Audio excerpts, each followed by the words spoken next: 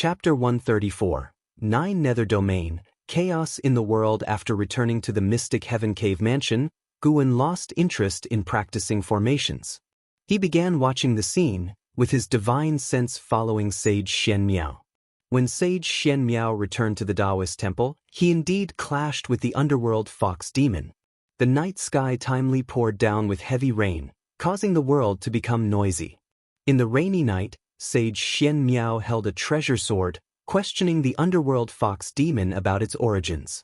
The underworld fox demon was terrified and said he had been injured previously, forgetting his origins, and would have died under the claws of a demon if not for his master's rescue. Under the rainy night, the master and disciple had an intense conflict. After arguing for a while, Sage Shen Miao, muttering about breaking the tribulation, acted as if possessed and raised his sword to cut down the underworld fox demon. The underworld fox demon, frightened, fled in panic, pleading for mercy, but it did not awaken any pity in Sage Shen Miao. From Sage Shen Miao, Guan sensed a trace of demonic qi. He could not tell if this guy was inherently demonic or if it was the result of practicing the 9 extremes yin-yang body. Eventually, the underworld fox demon could no longer act and burst forth with a powerful demonic aura, simultaneously beginning to frantically absorb nature's spiritual energy, quickly coalescing into a terrifying demon shadow, invoking the impression of some summoning spell. The aura of that terrifying demon shadow rivaled the 9th layer of the void-crossing realm. Guan guessed that it was the underworld demon emperor. Sage Shen Miao, at the divinity transformation realm, was no match for this demon shadow. At a critical moment, he once again cast the divine reaching mystic gate, summoning a great cultivator from the mystic heart realm. The mystic heart realm great cultivator immediately shattered the demon shadow with a squeeze, and the underworld fox demon took the opportunity to escape. At the crucial moment, Sage Shen Miao still relented and allowed the mystic heart realm great cultivator to spare the underworld fox demon's life. After the divine reaching mystic gate dissipated, Sage Shen Miao collapsed again, beginning to cough blood madly. It seemed the cost of casting the divine reaching mystic gate was very high. What a vivid and thrilling conflict scene. Guan's heart was filled with emotion, feeling as though he was reading a novel. The underworld fox demon harbors malice toward you, hating you to the bone. Do you wish to perform a lifespan detection on it? Here it came. Time to work. Guan got up, stretching his muscles and bones. In the mountain forest, the underworld fox demon hastily fled, looking extremely disheveled under the torrential rain. After escaping for an unknown amount of time, he stopped under a large tree, pressing against a wound on his waist. The rainwater soaked his long hair, and his face twisted with a grim expression. Mountain god, damn it, I was so close to succeeding, the underworld fox demon muttered to himself, eyes full of killing intent. He did not believe in any mountain god. He suspected that person to be some sort of evil spirit. Regardless, whoever dared to ruin his plan to enter the 3 Pure Ones mountain would face his revenge. Are you talking about me? A voice suddenly sounded in the underworld fox demon's ear, startling him. He reflexively turned his head, only to see a little figure in white with an opera mask standing on his shoulder. Before he had a chance to react, a terrifying divine sense surged into his soul. So you're here. When Guan's divine sense invaded the underworld fox demon's body, he discovered another primordial spirit hidden deep within the underworld fox demon's soul. The underworld demon emperor. This guy was pretty impressive, able to escape the notice of a Mahayana cultivator. But unfortunately, he should not have harbored dark intentions.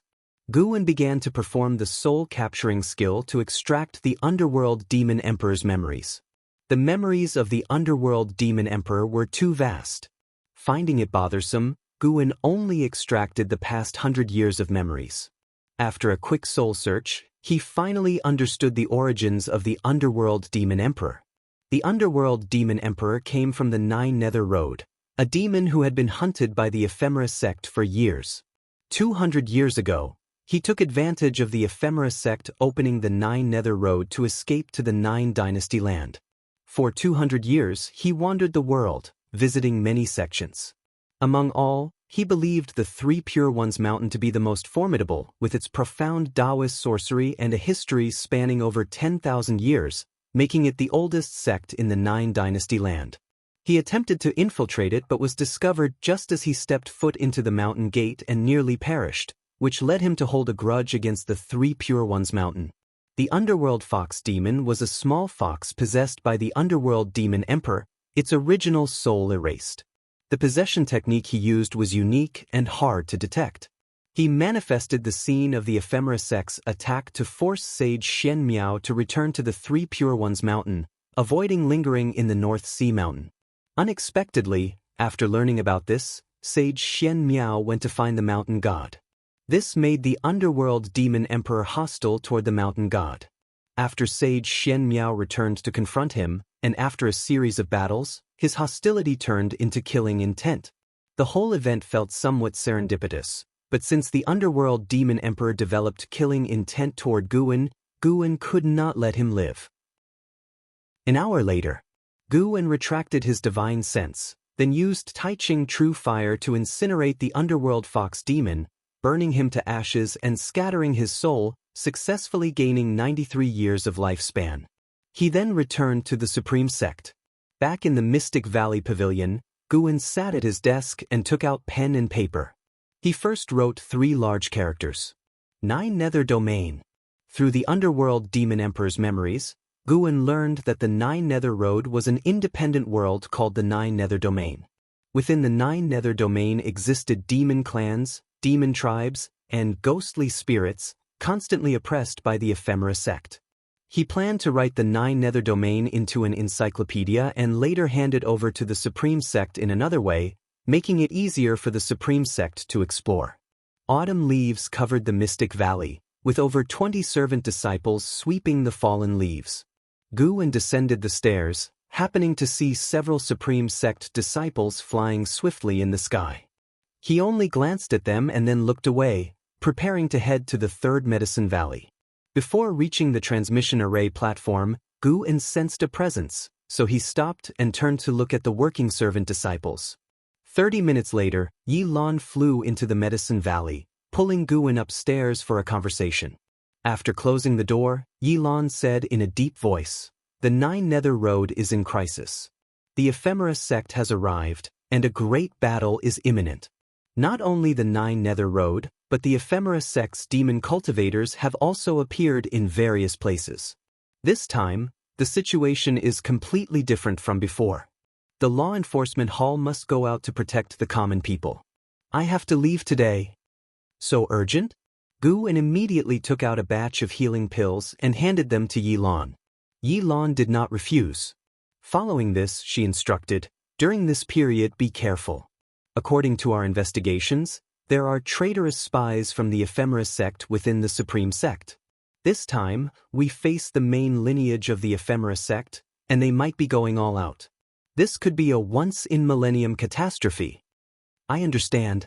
Take care, and don't let go of your white spirit sword," Guan nodded and said. Hearing this, Yi Lan raised her white spirit sword and said with a smile, "Good." After providing some important information, she hurriedly left. Standing before the pavilion, Guan watched her leave and had already sensed battles erupting in the distance, and in more than one place. This time, the ephemera sect's offensive was far beyond previous ones, transitioning from defense to invasion. For the time being, Guan had no intention of intervening, letting the 9 dynasties hold them off to avoid alerting the enemy. His target was to deal with the Mahayana cultivator. Before that, Guan decided to find a place to break through. Mahayana versus Mahayana. Confidence was needed. Guan's life had too few combat experiences, while the opponent was certainly a 1,000-year-old monster. He was not adept at life and death struggles. He was skilled at crushing enemies. He needed to find a suitable place. It could not be the North Sea mountain anymore. The Mystic Heaven Cave Mansion was there, and he could not damage the spiritual ecosystem. After considering, Guan headed to the Third Medicine Valley, and then to the Inner Sect. With the Valley Master token from the Third Medicine Valley, he could freely enter the Inner Sect. An hour later, Guan stepped into the Inner Sect city. After several months, The atmosphere in the intersect city was very tense, with cultivators hurrying to and fro. He heard disciples around discussing the ephemera sect's attack. The news had already been made public in the 4 major intersect cities. From their discussions, Guwen learned that not only was the Taizong dynasty attacked by the ephemera sect, but the other 8 dynasties were also under attack. It was said that more than half of the second batch of disciples sent to the Nine Nether Road had died or been injured, and even an elder had perished in the Nine Nether Road. The situation sounded urgent, and even Guwen felt affected. He made his way to the book collection hall and ascended to the 3rd floor, which housed various maps and records of different places. Because of the ephemera sect's attack, there were few disciples in the book collection hall, and on the 3rd floor, it was just Guwen and one managing elder. For a long time, while Guwen was flipping through books, an old voice asked, "Young friend, what are you looking for?" Guwen turned to see the managing elder, Su Lu, walking over. He turned and saluted Su Lu, saying, "I want to see how vast this world is." This Su Lu appeared old and feeble but actually possessed the cultivation level of the nascent soul realm. The minimum threshold for an intersect elder was the nascent soul realm. Looking for the largest map? There's none here. Follow me, Su Lu said, gesturing for Guwen to follow him. Guwen was puzzled by Su Lu's actions but followed him to see what would happen. Earlier, you bought the Green Hero Travelogue here, right? Su Lu casually asked. Guwen replied, "Yes, Elder, what advice do you have?" "Ah, it was because of the Green Hero Travelogue that this happened." Su Lu said slowly, "Ever since a book called Supreme Secret Records spread among the people, few have come to buy the Green Hero Travelogue. This made my friend very sad. Seeing that you still fancy the Green Hero Travelogue, I will give you my treasured map of the continent. It was drawn by a Supreme Elder who traveled the world." Guwen, hearing this, became interested and asked, "Elder, is Green Hero male or female?" "Of course, a man. No woman would write that kind of book." "Is Green Hero still in the sect?" "No, only occasionally sending books back through others." Talking about this, they arrived at a door. Su Lu motioned for Guwen to wait and entered the door. Before long, Su Lu returned with a large scroll and a book, handing them to Guwen. "Take these back and make a copy. Next time you come, return them to me." Guwen placed the scroll and book into his storage bag and then thanked Su Lu. Su Lu reminded, "With your cultivation level, you can at most travel across the 9 dynasties. Don't form your nascent soul nor go to the demon land, and don't head south into the sea." "I understand," Guwen replied. Su Lu waved his hand, indicating that Guwen could leave now. Guwen immediately left. As he reached the stairs, he sensed a powerful divine sense sweeping over him. There's a mystic heart realm cultivator inside the building. Could it be a supreme elder reading here? Including Xianquan, the supreme sect already had 2 mystic heart realm cultivators. This intensified Guan's resolve to break through. Damn that ephemera sect, enticing so many old monsters back. Chapter 135 Breakthrough to the 9 Layers of Nirvana Realm. Guwen did not use divine sense to probe the Foundation Establishment Realm cultivators inside the book collection hall. Divine sense could not be used for lifespan detection, and using divine sense would be meaningless. If the other party practiced some kind of miracle skill and could detect higher-level spying, it would cause unnecessary trouble. Returning to the Mystic Valley, Guwen went upstairs and took out the map scroll and the book given by Su Lu. The book was called The Chronicles of the World. It detailed the general situation of various places, and the information about all regions on the map could be found in this book. Guwen carefully studied it, looking for a suitable place for a breakthrough. From the map, the 9 dynasties only occupied 1/10 of the continent. Outside was the land where demons roamed, various mountain ranges, and rivers with terrifying names, such as Demon Shadow Peak, Demon Bone Mountain Range, Human Head Ghost Forest, and Falling Immortal River. After much deliberation, Guwen decided to go to the Demon Land for his breakthrough. The Demon Land was full of spiritual energy. And since ancient times, the Demon Land had no maritime dangers. This map was the best proof, as the Supreme Elder had traveled the entire continent. As night fell, Guan set off quietly and headed east, slightly north. Holding the map, Guan used the limitless freedom step to traverse quickly through the night. Soon he left the Taizong dynasty. In less than 20 steps, Guan crossed the 9 dynasties' land and entered the demon land. He felt the increase of demon energy, demonic qi, and ghostly energy in the world. In his divine senses range, there were evil presences everywhere. Looking out, the mountains and valleys were shrouded in thick mist, and those towering mountains appeared like giant demons, looming and terrifying. Guan sensed the life force. Almost all were demons. Occasionally, he could catch a glimpse of cultivators who were hiding and had set up formations to conceal themselves. A little over an hour later, Guan arrived at Heavenly Phoenix Mountain, a towering mountain range that stretched over tens of thousands of miles. According to the chronicles of the world, in ancient times, a phoenix once descended upon this mountain and gave birth, hence the name Heavenly Phoenix Mountain. Heavenly Phoenix Mountain was occupied by demons. When the author of the Chronicles of the World passed by this place, he was attacked by a great demon comparable to the Unification Realm. Perhaps the spiritual energy in Heavenly Phoenix Mountain wasn't the most abundant, but it was not a place that couldn't be visited. Guan used his divine sense to cover the entire Heavenly Phoenix Mountain and sensed 3 Unification Realm great demons. The number of demons exceeded 1,000,000, and the number of unrefined demon creatures and demons was countless. This mountain alone had so many demon creatures. No wonder it would form a tribulation of demons. Guan landed in a forest halfway up the mountain. He sat beneath a tree and directly activated the lifespan barrier. Following his gaze, the sparse forest with the demon mist billowing looked like waves under the night wind, eerie and terrifying. After watching for a while, Guan withdrew his gaze and then pulled up the attribute panel. Looking at his 2.38 million year lifespan, Guan felt a pang of heartache. This breakthrough, who knows how many times he would fail. It was estimated that it would cost him several years of effort. But he had no choice. Staying alive was the most important thing. First, let's use 100,000 years to calm the nerves. With a thought, Guan invested his lifespan into his cultivation level.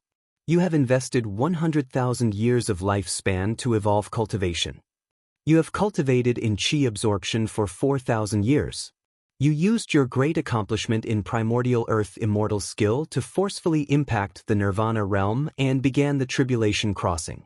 You did not withstand the innate 5 elements divine thunder tribulation and failed to pass the tribulation.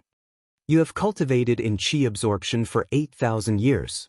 You used your great accomplishment in primordial earth immortal skill to forcefully impact the nirvana realm and began the tribulation crossing.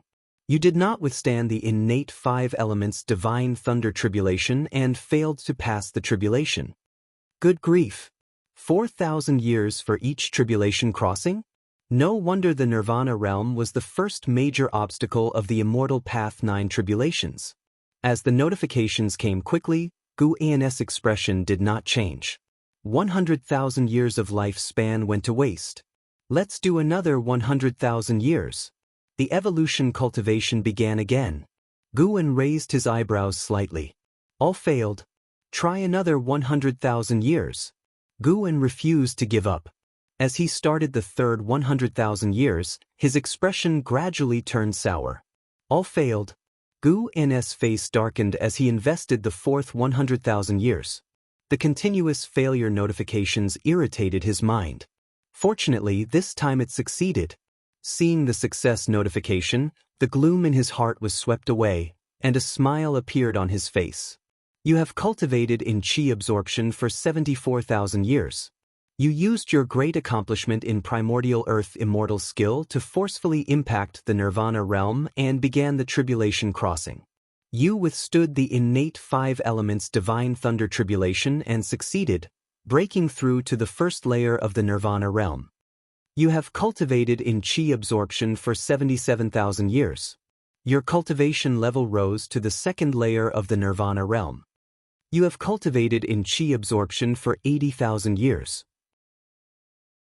Your cultivation level rose to the third layer of the nirvana realm.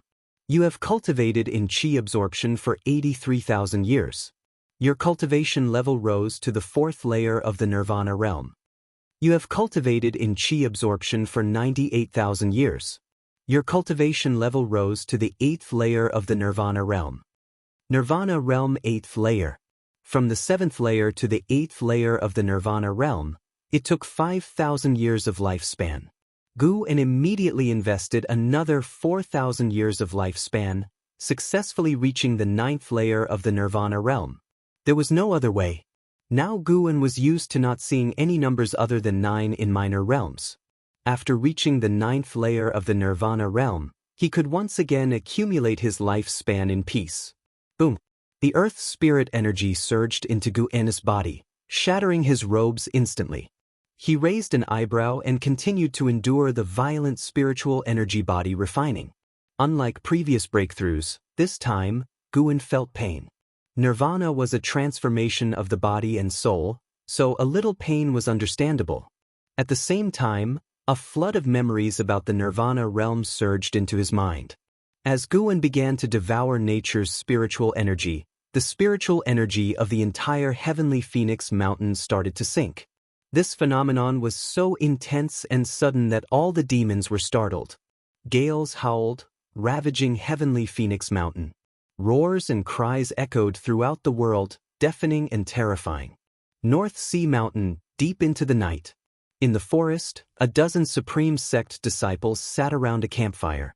Zhen Qin turned her head to look at Sage Xian Miao, who was meditating under a nearby tree. She thought for a moment and then walked over. "Senior, do we really not need to set up a formation?" Zhen Qin asked cautiously. They were all disciples of the law enforcement hall. While carrying out a mission on the Taizong dynasty border, they were attacked by demon cultivators from the Ephemera sect. They were all trapped in a magic artifact and brought to the North Sea Mountain. Fortunately, Sage Xian Miao saved them. Otherwise, the consequences would have been unimaginable. Sage Xian Miao, with his eyes closed, calmly replied, "No need. If any Ephemera sect demon cultivators come, I will kill them." After the Underworld Fox Demons incident, he harbored an immense hatred for the Ephemera sect. He believed that the Underworld Fox Demon came from the Ephemera sect. Otherwise, why would it have taken the Ephemera poison and informed him of the Ephemera sect's imminent attack? It was clearly scheming against him. Zhen Qin hesitated but held back. Wasn't he using them as bait? Though she was puzzled, she chose to remain silent. With their foundation establishment realm cultivation levels, it was difficult to survive in the North Sea Mountains. They needed Sage Xian Miao's protection. Sage Xian Miao was not from the Supreme Sect and had no obligation to protect them. At this time, she could not afford to offend him. Zhen Qin returned to her previous meditation spot to continue cultivating. The other law enforcement hall disciples began whispering among themselves, discussing the Ephemera sect. With the world in chaos, the Ephemera sect's troubles this time far exceeded the past. These disciples of the law enforcement hall felt the pressure, fearing they might perish in this catastrophe. "Do not worry. This area is under the protection of the mountain god. Once I recover from my injuries, I will send you back to the Taizong dynasty." Sage Xian Miao's voice echoed, drawing the attention of all the disciples. A male disciple curiously asked, "Mountain god? What mountain god?" Sage Xian Miao replied, "Naturally, the mountain immortal. As for its location, I will not tell you." The disciples looked at each other, thinking Sage Xian Miao was acting strange. Had he injured his head? Even Zhen Qin thought Sage Xian Miao had a problem with his mind. For a moment, the forest fell into silence. Heavenly Phoenix Mountain, the forest shook like turbulent waves, the ground lightly trembled, spiritual mist sank while demon mist rose, creating the illusion of dragon shadows thrashing everywhere, a spectacular sight. Guan, sitting under a tree with his bare body, completed the breakthrough after an ancient hour of settling. Finally, he reached the Nirvana realm. Upon achieving the Nirvana realm, his spiritual power transformed into mana, and his primordial spirit underwent a metamorphosis. Guan's mystic heart was already covered in runes, about to hatch his own unique divine skill. He had an idea to create a divine skill based on his cultivation technique. his absorption of nature's spiritual energy did not slow down and continued. It would take some time to reach the 9th layer of the Nirvana realm. He opened his eyes, frowning. A demon was flying towards his forest location, currently 100 miles away. If the demon did not change its direction, it would likely intrude on his lifespan barrier. Hope the heavens bless you. If you intrude, even if you and I have no enmity, you will die. Guan thought silently, then closed his eyes. He disliked unnecessary killing. This included demons. If they birthed spiritual wisdom, randomly slaughtering them felt like accumulating bad karma. However, if any life threatened him, he would not hesitate to be ruthless. Time continued to pass. Another ancient hour went by. Gu's cultivation had reached the 6th layer of the Nirvana realm. The howling winds began to weaken, not because his spirit energy absorption had slowed, but because the spiritual energy of Heavenly Phoenix Mountain was nearly exhausted. Now, the lifespan barrier was drawing in spirit energy from more distant regions. A few miles away, on a hillside, a red figure was advancing. The demon mist in the sky dispersed, revealing the bright moon.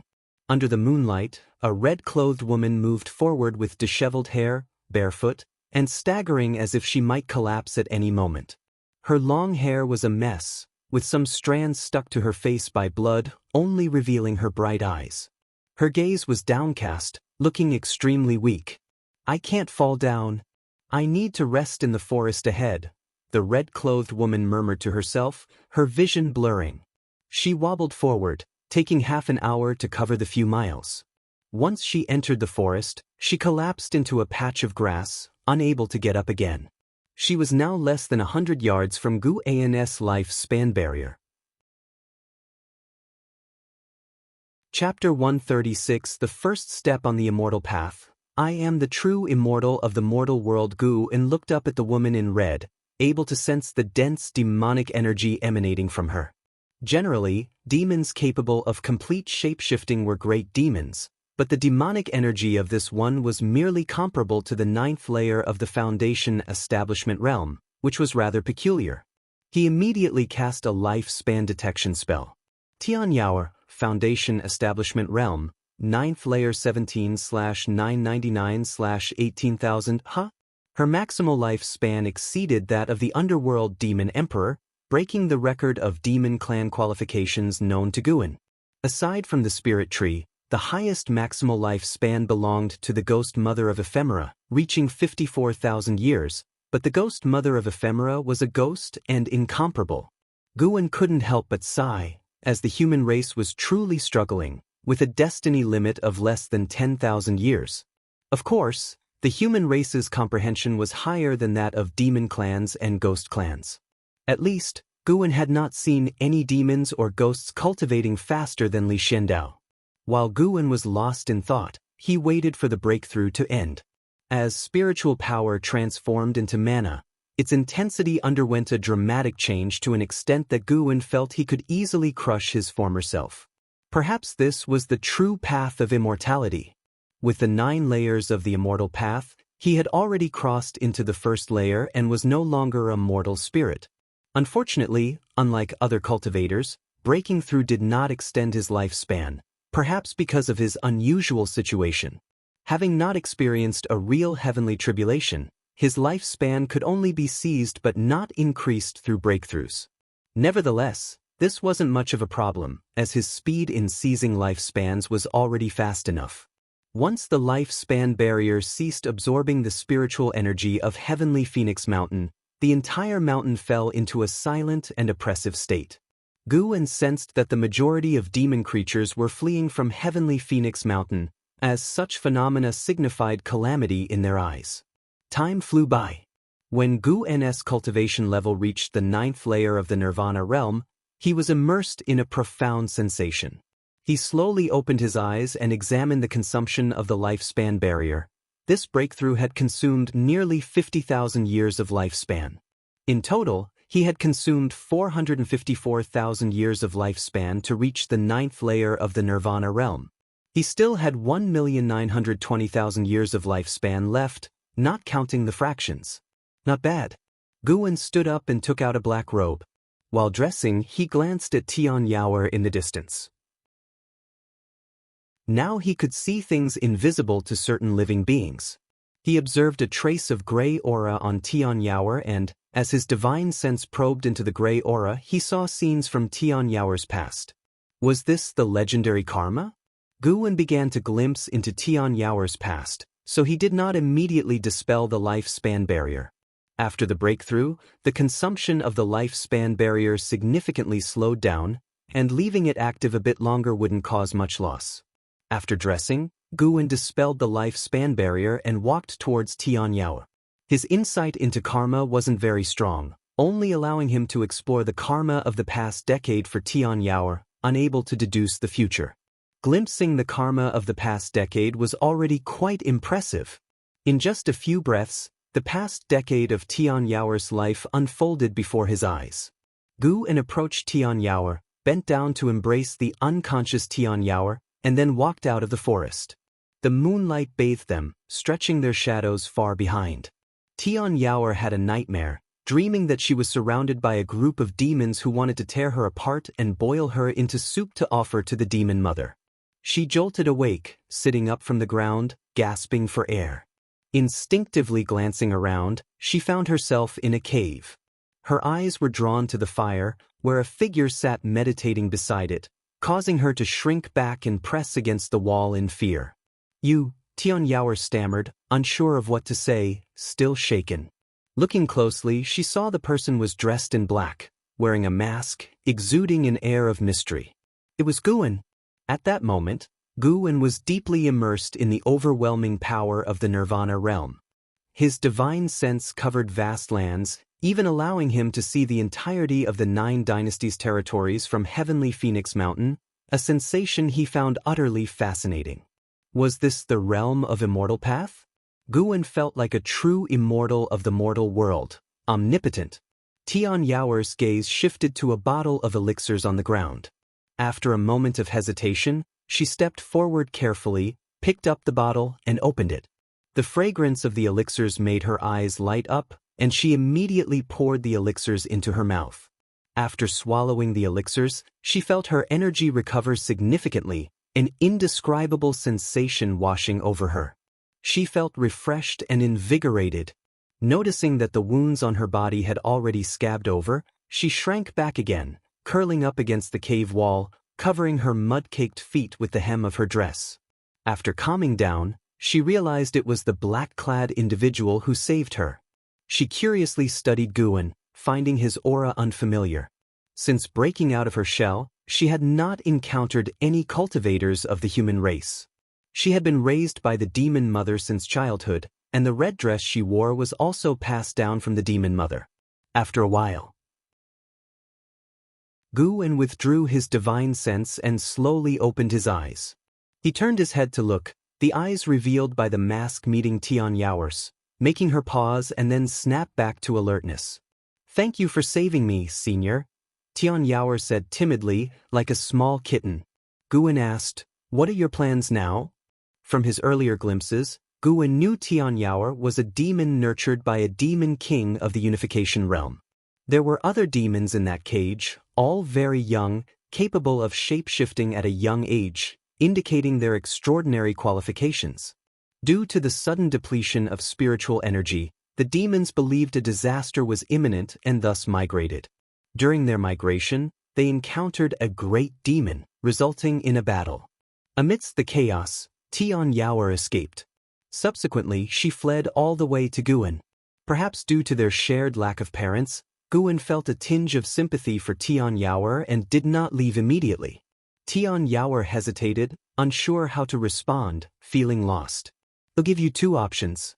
1. I take you out of Heavenly Phoenix Mountain to a distant place for you to survive. 2. You serve me from now on.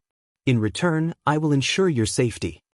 Guwen's voice resonated, and upon hearing it, Tian Yaoer showed signs of internal conflict in her eyes. Tian Yaoer gritted her teeth and asked, "Can you avenge me? My parents were killed by the demon mother. If you can avenge me, I'll follow you forever. The Heaven Phoenix demon mother is too powerful. I'm not her opponent, but I can teach you cultivation techniques. You can avenge your own parents in the future, Guin replied. The Heaven Phoenix demon mother was in the unification realm, certainly not someone Guin could defeat at present, but he didn't want to reveal his full strength. From Tian Yaoer's memories, there were hints that the Heaven Phoenix demon mother had lived for thousands of years. Killing her would likely only yield a 2-digit lifespan gain, not worth exposing his cultivation level. Even though Guin intended for Tian Yaoer to manage his new cave mansion, he preferred not to reveal his true power. One must always hold something back. Currently, he was only in the first realm of the immortal path, far from being invincible. What if someone traveled through time in the future to kill him? He wanted to ensure that no one would ever know when he truly became powerful. Tian Yaoer showed a look of disappointment in her eyes, but after reconsidering, it made sense. She had never heard of anyone mightier than the Heaven Phoenix demon mother. She cautiously asked, "If I follow you and cultivate, will I have a chance to avenge them?" "You'll at least have a better chance, won't you?" "All right, I'll follow you." Immediately, Guin waved his sleeve, and the vacant ground behind him suddenly collapsed, soon filling with water to form a pool. "Go wash up," Guin said, standing up and heading towards the cave's entrance. Tian Yaoer hurriedly got up and nervously asked, "Where are you going?" "Just to take a look outside." "I'll come back after you're done," Guin responded without stopping, merely waving his hand. Tian Yaoer watched his retreating figure, hesitating to say more. For some reason, Guin's attitude made her feel more favorable towards him. Maybe following him would be better than her previous life. Tian Yaoer turned to the pool, gazing into it, wondering in surprise, "He seems really powerful. Is he truly no match for the demon mother?" Guin stepped out of the cave, sunlight pouring down on him. Standing halfway up the mountain, surrounded by flora, his view was unhindered. Looking out, he saw an array of mountains and rivers, enveloped in dense mist, resembling an immortal realm. It was difficult to associate such a beautiful scene with the demon land. Gu's divine sense spread out, searching for a suitable place to establish his cave mansion. Today, he planned to create an underground cave mansion, settling Tian Yaoer before he returned. Fortunately, he had already prepared all kinds of formation materials, enough to set up a concealed cave mansion, which he would continue to refine over time. Soon he located a spirit lineage, deciding to establish the cave mansion beside it. Leaving behind a yin-yang clone, his true self disappeared into thin air. Half an hour later, Tian Yaoer crouched by the fire, hugging her knees. Firelight illuminated her delicate face as she stared into the flames, lost in thought. When she heard footsteps from the cave's passage, she snapped out of her daze and quickly stood up. Moments later, Guin entered the cave chamber. Seeing the cleaned-up Tian Yaoer, he felt satisfied internally. She looked pleasing enough to manage the cave mansion, serving as an eye-pleaser.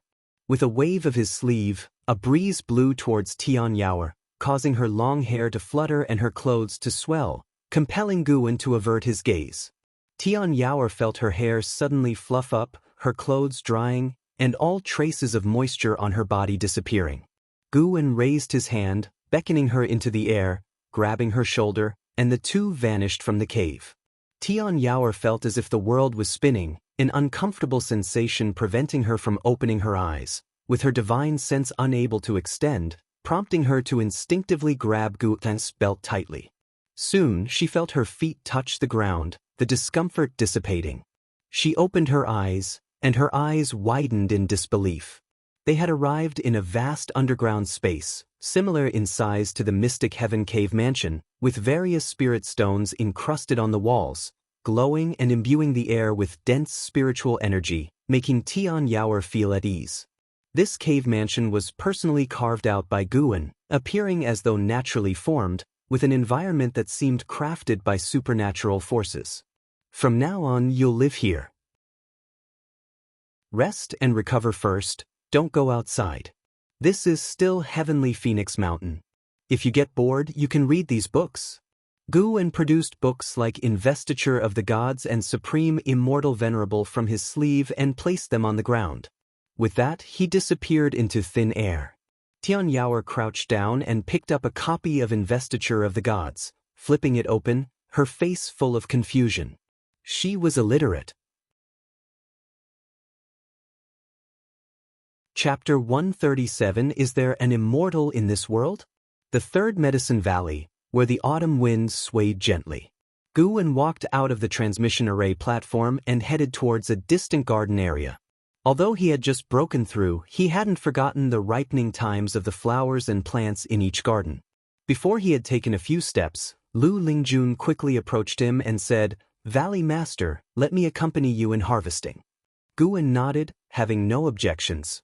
After walking several miles forward, Guwen began to bend down to pick, while Lu Lingjun took out a bamboo basket, ready to receive.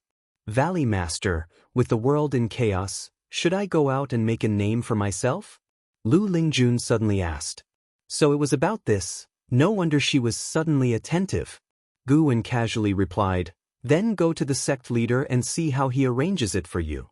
If he wanted to summon me, he would have already sent a message to me.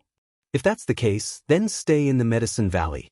Who knows, one day the demon cultivators of the Ephemera sect might infiltrate the valley, and it will still be up to you to protect it." "But, Lingjun, you're a great cultivator, yet your Taoist heart is so restless? Isn't protecting the medicinal herbs also a merit? Is this merit any less than killing enemies?" Guwen said seriously, but his hands did not stop moving. Having just spent more than 400,000 years of his lifespan, he needed to replenish it. Lu Lingjun was helpless. She wanted to go out and eliminate demons also for the sect leader's grand plan. However, she couldn't tell Guwen that she wanted to become the sect leader yet, as Guwen had a closer relationship with LV Bayin. Seeing her plan fail, Lu Lingjun couldn't help but change the topic, asking, "Valley Master, do you think there are immortals in this world? If the world is so vast, why can't mortal spirits see them if they exist?" "Of course there are, otherwise why would there be us cultivators? We are just on the path of pursuit." Guwen answered, "Of course there are. I am one. I just can't tell you." Guwen felt secretly proud, and at the same time he thought of a possibility. Could it be that immortals are hiding in the mortal world, and previously his divine sense couldn't detect them?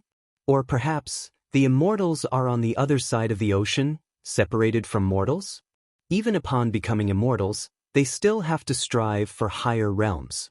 Nirvana is just the first step on the immortal path. One has to cross 8 tribulations to reach the pinnacle of the immortal path. What lies beyond the immortal path?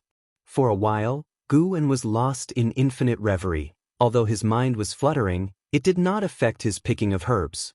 "In the place where I was born, there were no immortals. Cultivators, upon reaching a high realm, could only pursue shattering the void.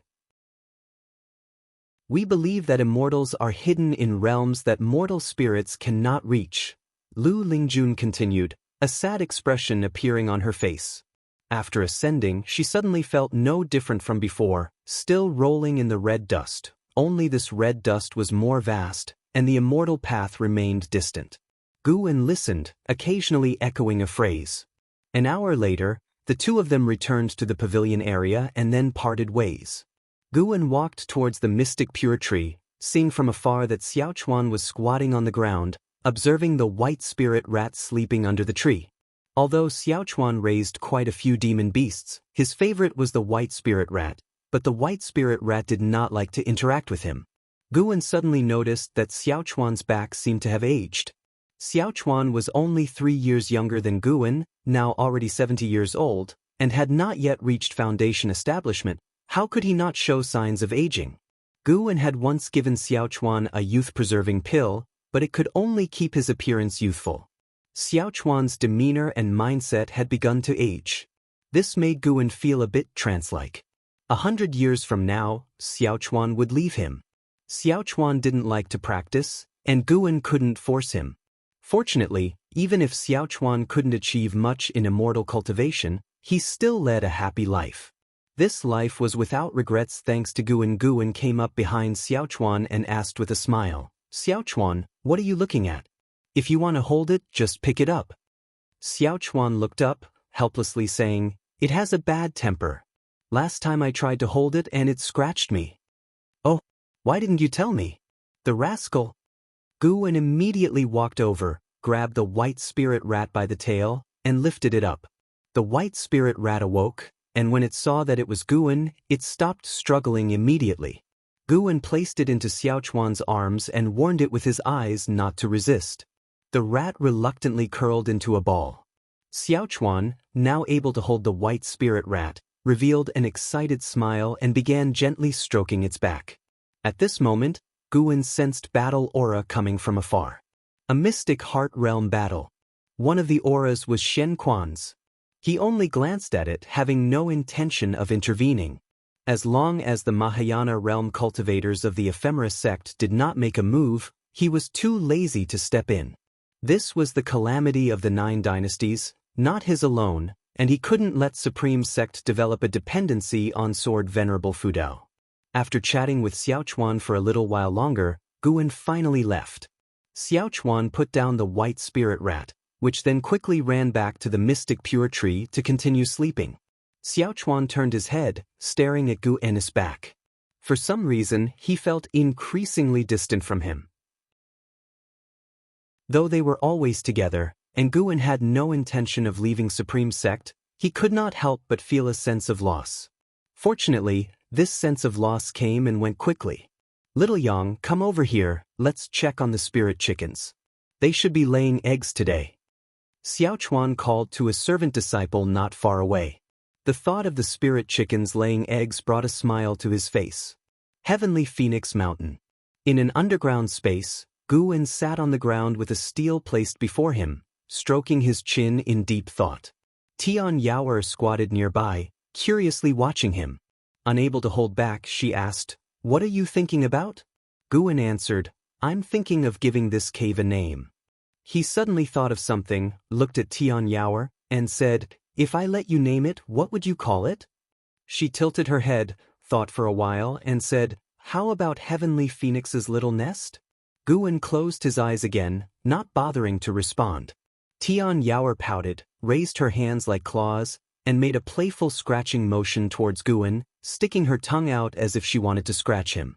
After another 30 minutes, Guwen stood up, startling Tian Yaoer, who quickly followed suit, her eyes wide as she watched him. Guwen raised his right hand, extended 2 fingers, and pointed at the steel, moving his fingers through the air. Tian Yaoer looked down and saw a faint strength energy fall on the steel, carving 4 characters. Nianchu Cave. Nianchu, meaning to remember one's initial aspiration. Guwen feared he might become arrogant in the future. Today's conversation with Xiaochuan made him feel many emotions about life. Nianchu also represented his hope to remember the first group of people he met when he embarked on the immortal path.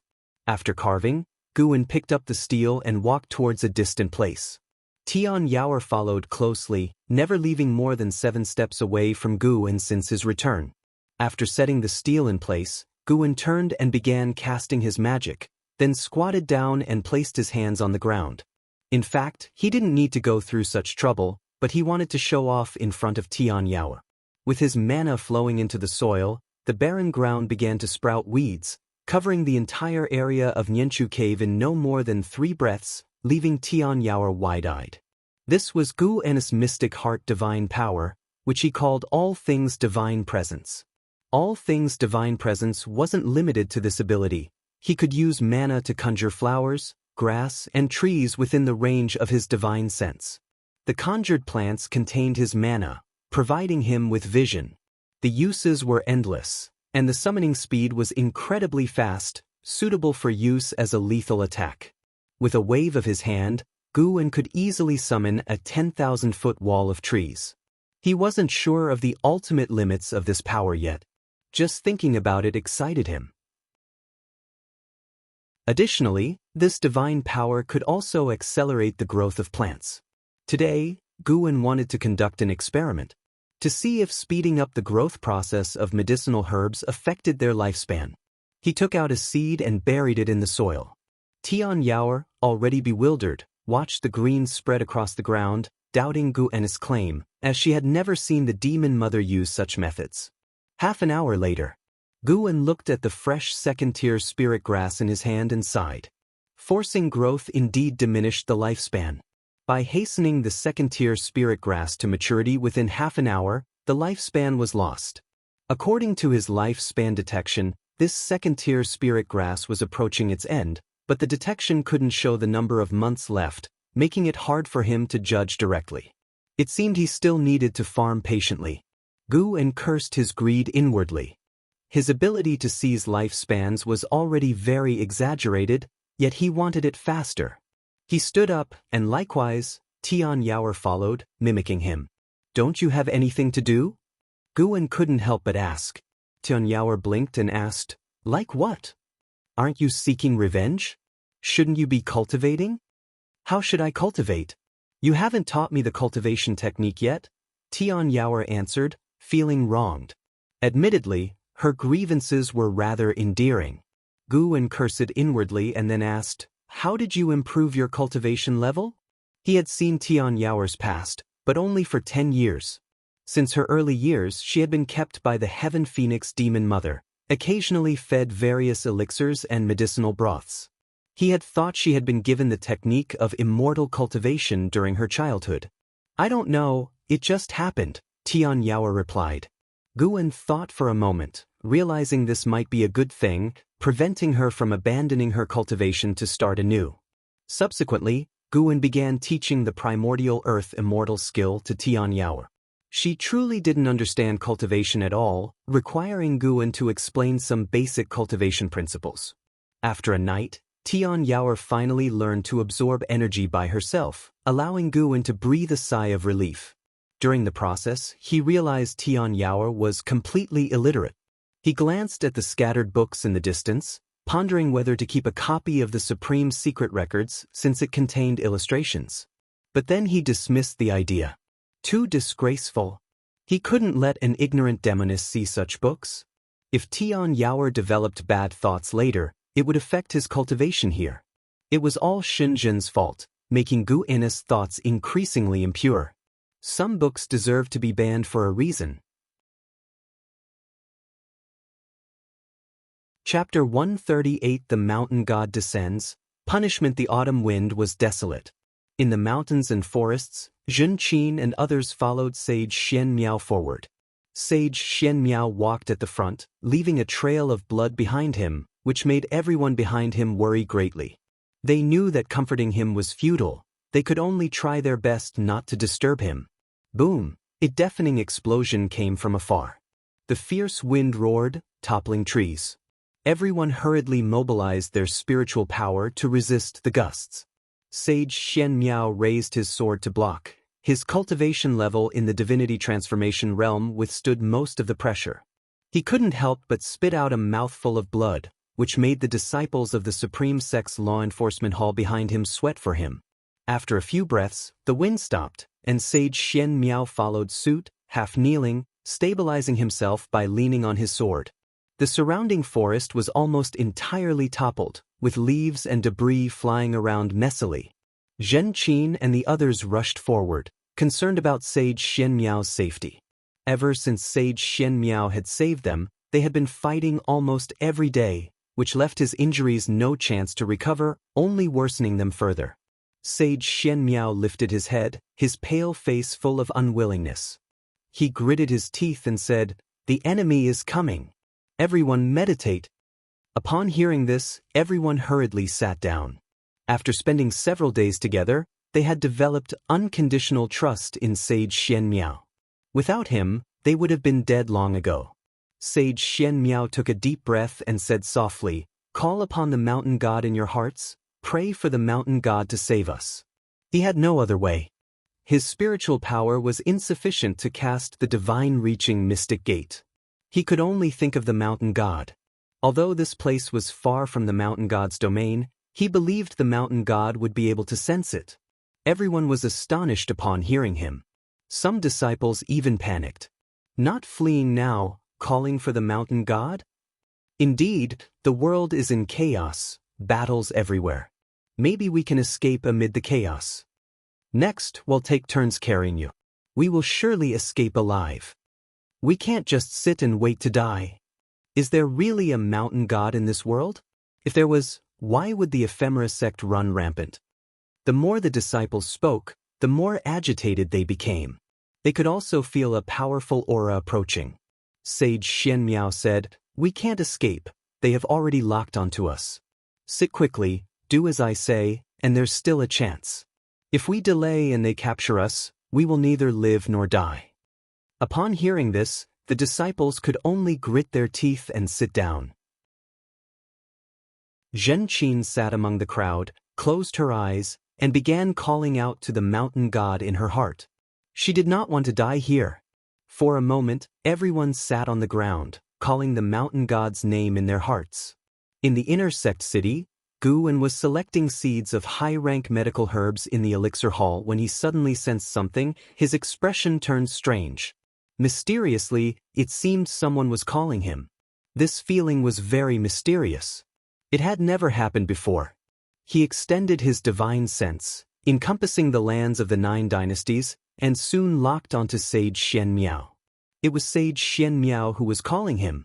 Although others around Sage Xian Miao were also meditating, Guan could clearly sense it was only Sage Xian Miao calling him. He couldn't hear Sage Xian Miao's thoughts but could feel his strong desire to see him. Could it be because of his mountain god identity? Guan was curious. He suspected it was related to the Nirvana realm. He had known Sage Xian Miao for some time and never had this feeling before breaking through. Guan noticed Zhen Qin's presence, as a group of ephemera sect cultivators was approaching them. After hesitating for a moment, Guan put down the seeds in his hand and turned to walk towards the door. In the mountains of the North Sea, among the fallen trees, Sage Xian Miao, Zhen Qin, and others sat in meditation, their eyes tightly closed, as if they were ready to die. A group of black-robed cultivators flew in from the horizon, led by an elder holding a wooden staff. He had a head full of white hair, a face covered in brown spots, and a large python coiled on his shoulders, making him look malevolent and terrifying. He looked down at Sage Xian Miao and said, "Sage Xian Miao, are you surrendering?" He hadn't attacked immediately.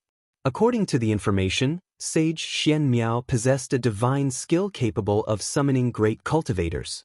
Many of ephemera sect's great cultivators had died by this skill. Sage Xian Miao ignored him, continuing to chant silently in his heart. The elder with the wooden staff scanned the others, his gaze flickering with hesitation. The disciples of the law enforcement hall were extremely tense, most of them sweating on their foreheads. They didn't dare to open their eyes and could only frantically call the mountain god in their hearts, or pray for a miracle. After a while, the elder with the wooden staff snorted coldly. He raised his staff, and in an instant, demonic chi surged from the bottom of the staff, quickly covering the sky for 10 miles around. The disciples of the Supreme Sect's law enforcement hall sensed something and opened their eyes. In their view, it was as if they had suddenly been plunged into night, with the ephemera sect cultivators in the air looking like deathly ghosts, staring down at them. Everyone was extremely tense, their faces filled with despair and fear, including Zhen Qin. Sage Xian Miao also opened his eyes, sighed, and looked towards the sky, his gaze becoming calm. Disappointed? A voice entered Sage Xian Miao's ear, making him instinctively turn his head. Immediately he widened his eyes, full of surprise and joy. Mountain God. Others turned their heads when they heard those words. When their eyes fell on Sage Xian Miao's shoulder, they all widened their eyes. On Sage Xian Miao's left shoulder stood a small man in white, wearing an opera mask, whose head was not even as high as Sage Xian Miao's ear. Some disciples thought they were hallucinating, some even rubbed their eyes. The elder with the wooden staff frowned deeply, also seeing the small man in white. The other ephemera sect cultivators started murmuring. It was their first time seeing such a small person.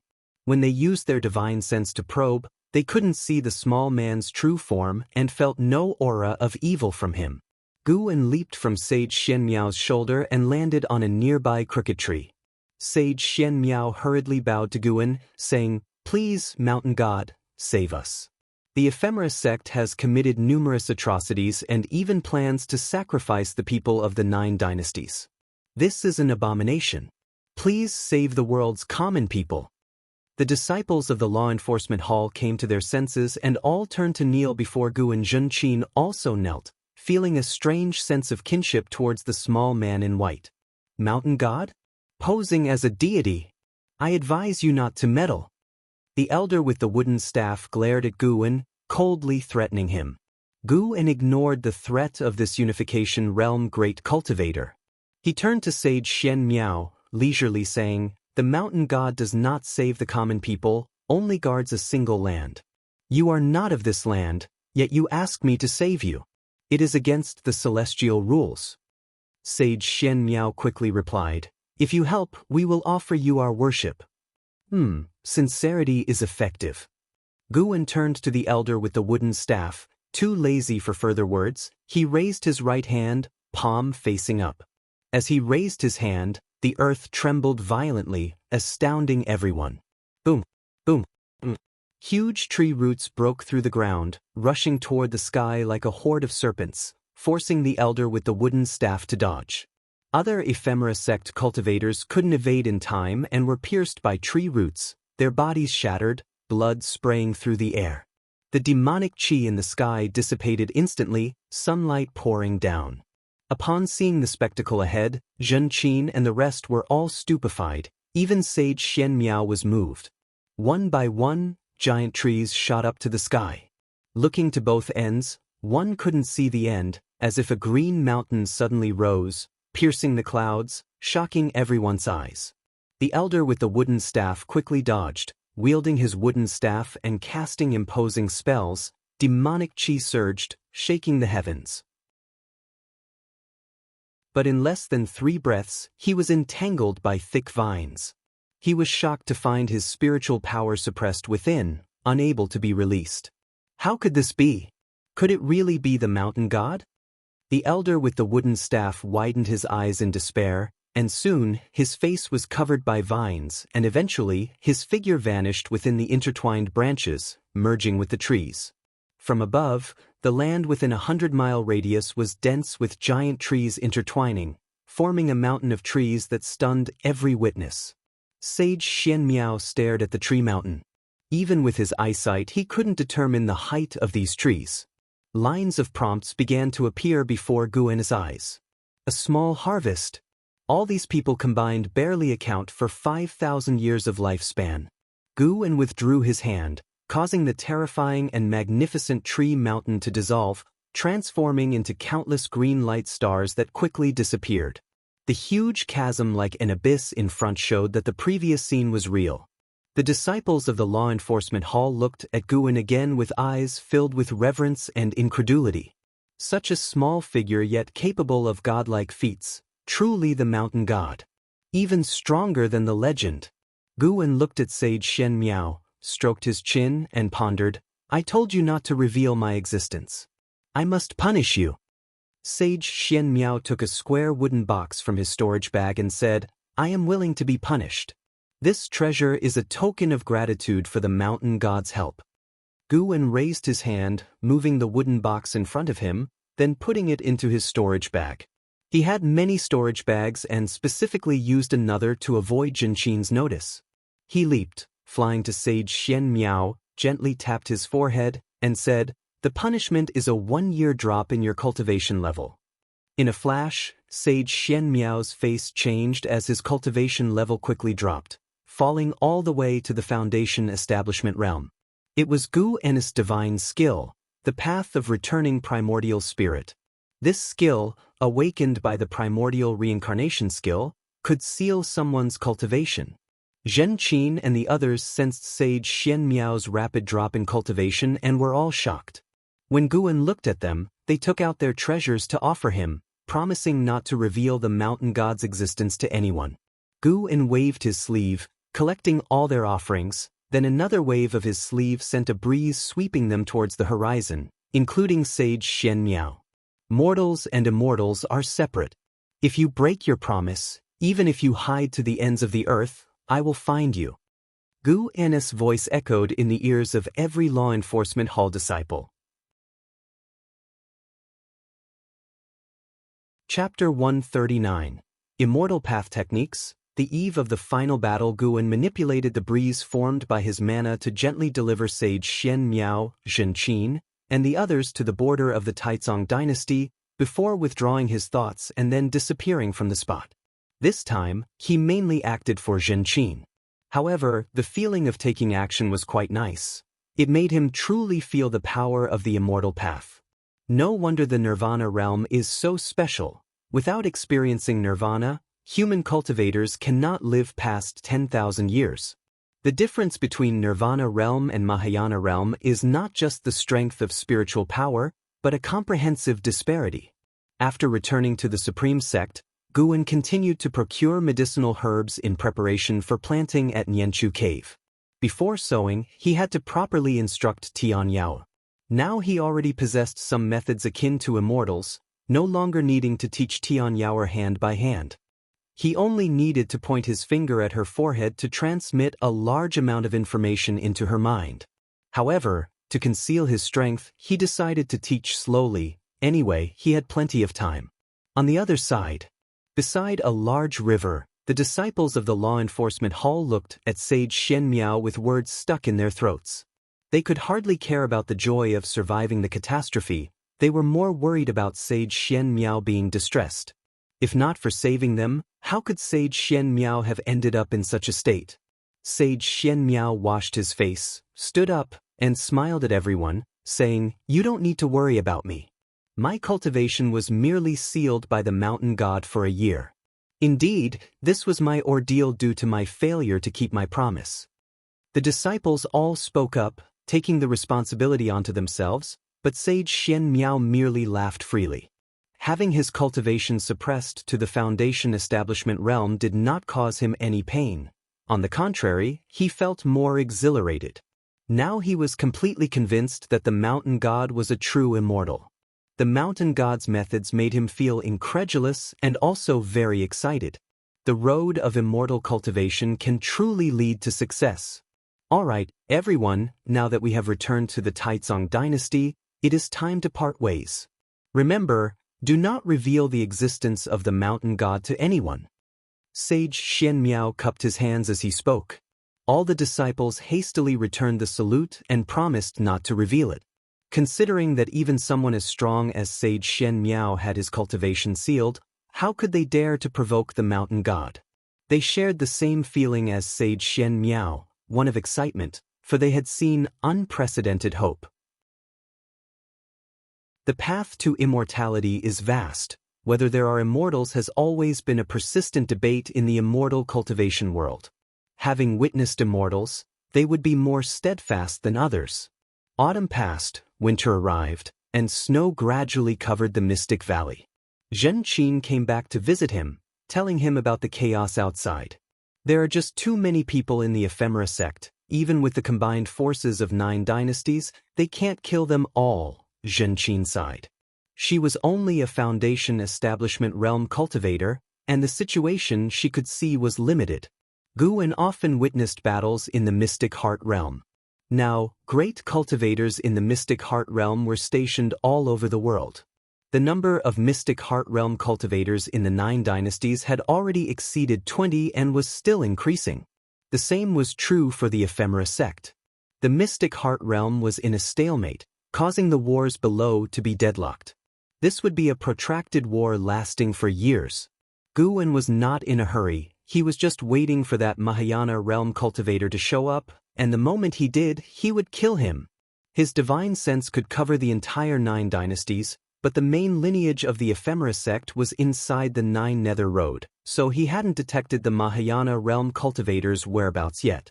He did not plan to go into the 9 Nether Road to capture him. He wanted to wait until the other party revealed himself so that news of his death could spread. At that time, the Ephemera sect, leaderless, could only disperse.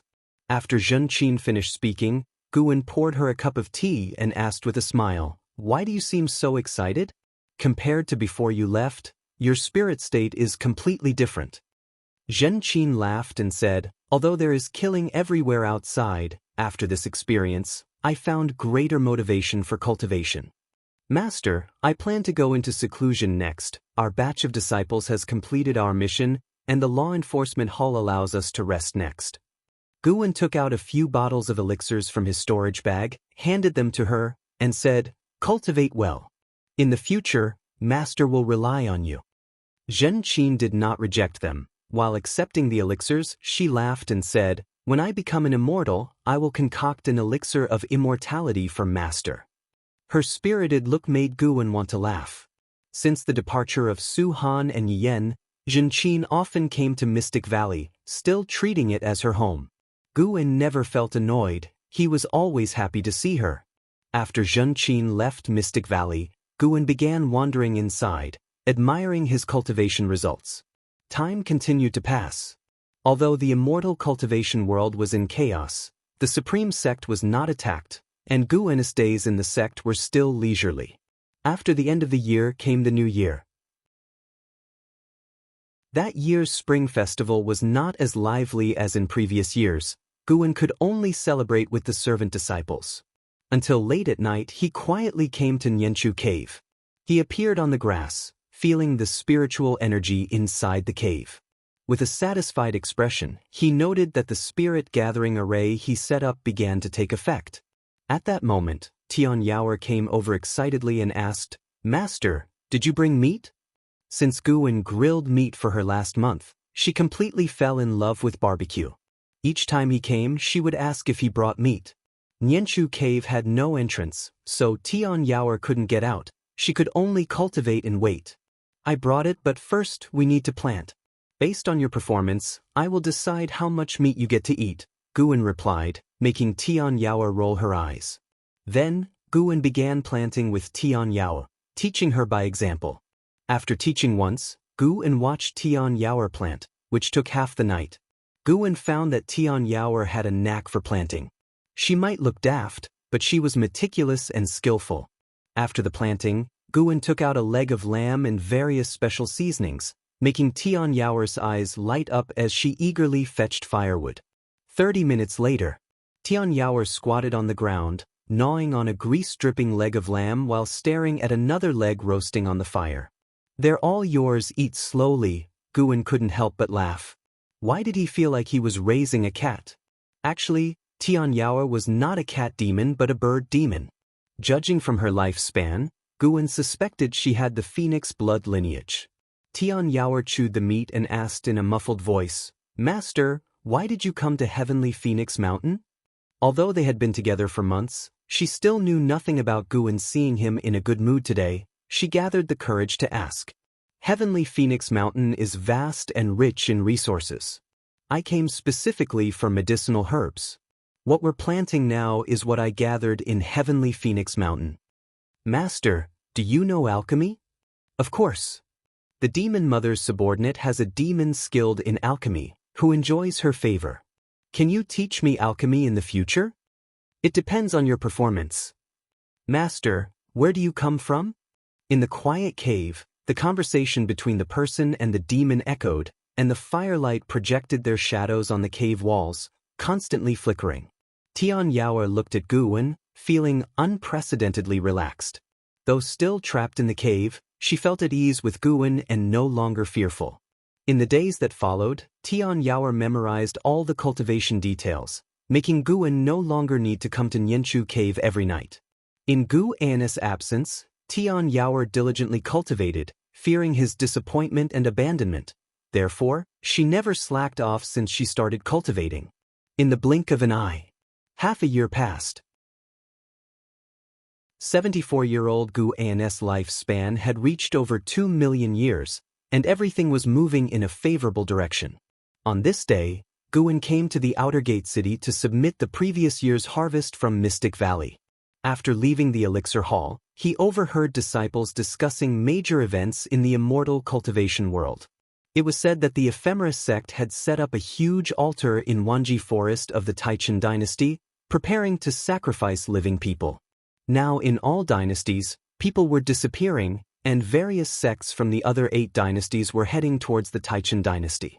Everyone sensed a major battle approaching. Through divine sense, Guwen saw that altar. It was indeed large, occupying 100 miles in radius. At the altar's center stood a great cauldron with a large flag inside, filled with countless vengeful souls. Around the altar, there were as many as 40 great cultivators of the mystic heart realm stationed. It seemed that the ephemera sect was making a last-ditch effort. This also indicated that the Mahayana realm cultivator would soon appear. Guan retracted his divine sense and walked towards Wuju's residence. Though Wuju had become an inner sect disciple, he hadn't sold his villa in the outer gate city, only that he wouldn't usually stay there. He felt Wuju's presence, indicating that Wuju was waiting for him. Upon arriving at the courtyard, Wuju, who was practicing martial arts, looked at Guan entering the courtyard and smiled, saying, "You finally came. I thought I wouldn't see you before I left." Wuju's lifespan hadn't increased, but his cultivation had reached the first layer of the core formation realm. After closing the door, Guan turned to Wuju and asked with a smile, "Why are you waiting for me?" "Master plans to take me to the Taichen dynasty to eradicate the ephemera demon path. Taichen is far from Taizong, and once we leave, who knows how long it'll take to return, so I wanted to bid you farewell." Wuju stopped practicing and replied. He pretended to be calm, but Guan could see his inner tension and fear. To be honest, Wuju hadn't experienced a life-or-death battle yet, and he feared the ephemera sect because his master was slain by them. "A talent like you should have no trouble staying behind, right?" Guan asked. Wuju shook his head and said, "The ephemera sect is powerful. The supreme sect must bring its full strength to eradicate the demons, and I have personal reasons that I must go." His eyes were firm. He wanted to avenge his master. Though he didn't know which demon cultivator of the ephemera sect killed his master, it didn't matter to him. As long as the ephemera sect was annihilated, he considered it revenge. "Then you must be careful. The demon path's methods are countless and unscrupulous. You can't just judge strength by cultivation level," Guan began to advise. Listening to his lengthy speech, Wuju did not find it tedious at all. Instead, he smiled. With such a brother, he had to go. If the ephemera sect's sacrifice succeeded, the demon cultivators would eventually invade the supreme sect, endangering Guan. Subsequently, Wuju began to talk about the scale of the supreme sect's expedition this time. The sect leader dispatched 1/3 of the inner sect disciples to Wanji Forest, illustrating the importance attached to this mission. None after saying goodbye to Wuju, in the following days, Guan could see many Supreme Sect disciples flying over the Third Medicine Valley and Mystic Valley. The Supreme Sect had started going to war. Guan stood on the balcony, looking into the distance. He could see the Wanji Forest erupting into battle, with the sects that had arrived first launching an offensive against the ephemera sect. Unfortunately, 40 Mystic Heart Realm great cultivators joined forces, becoming nearly invincible. Ultimately, the various dynasty cultivators returned defeated, waiting to gather more strength. Guan then looked towards the dustless wasteland, reoccupied by the ephemera sect. Continuous streams of ephemera sect cultivators flew out from the entrance of the Nine Nether Road, all heading toward the Taichen dynasty.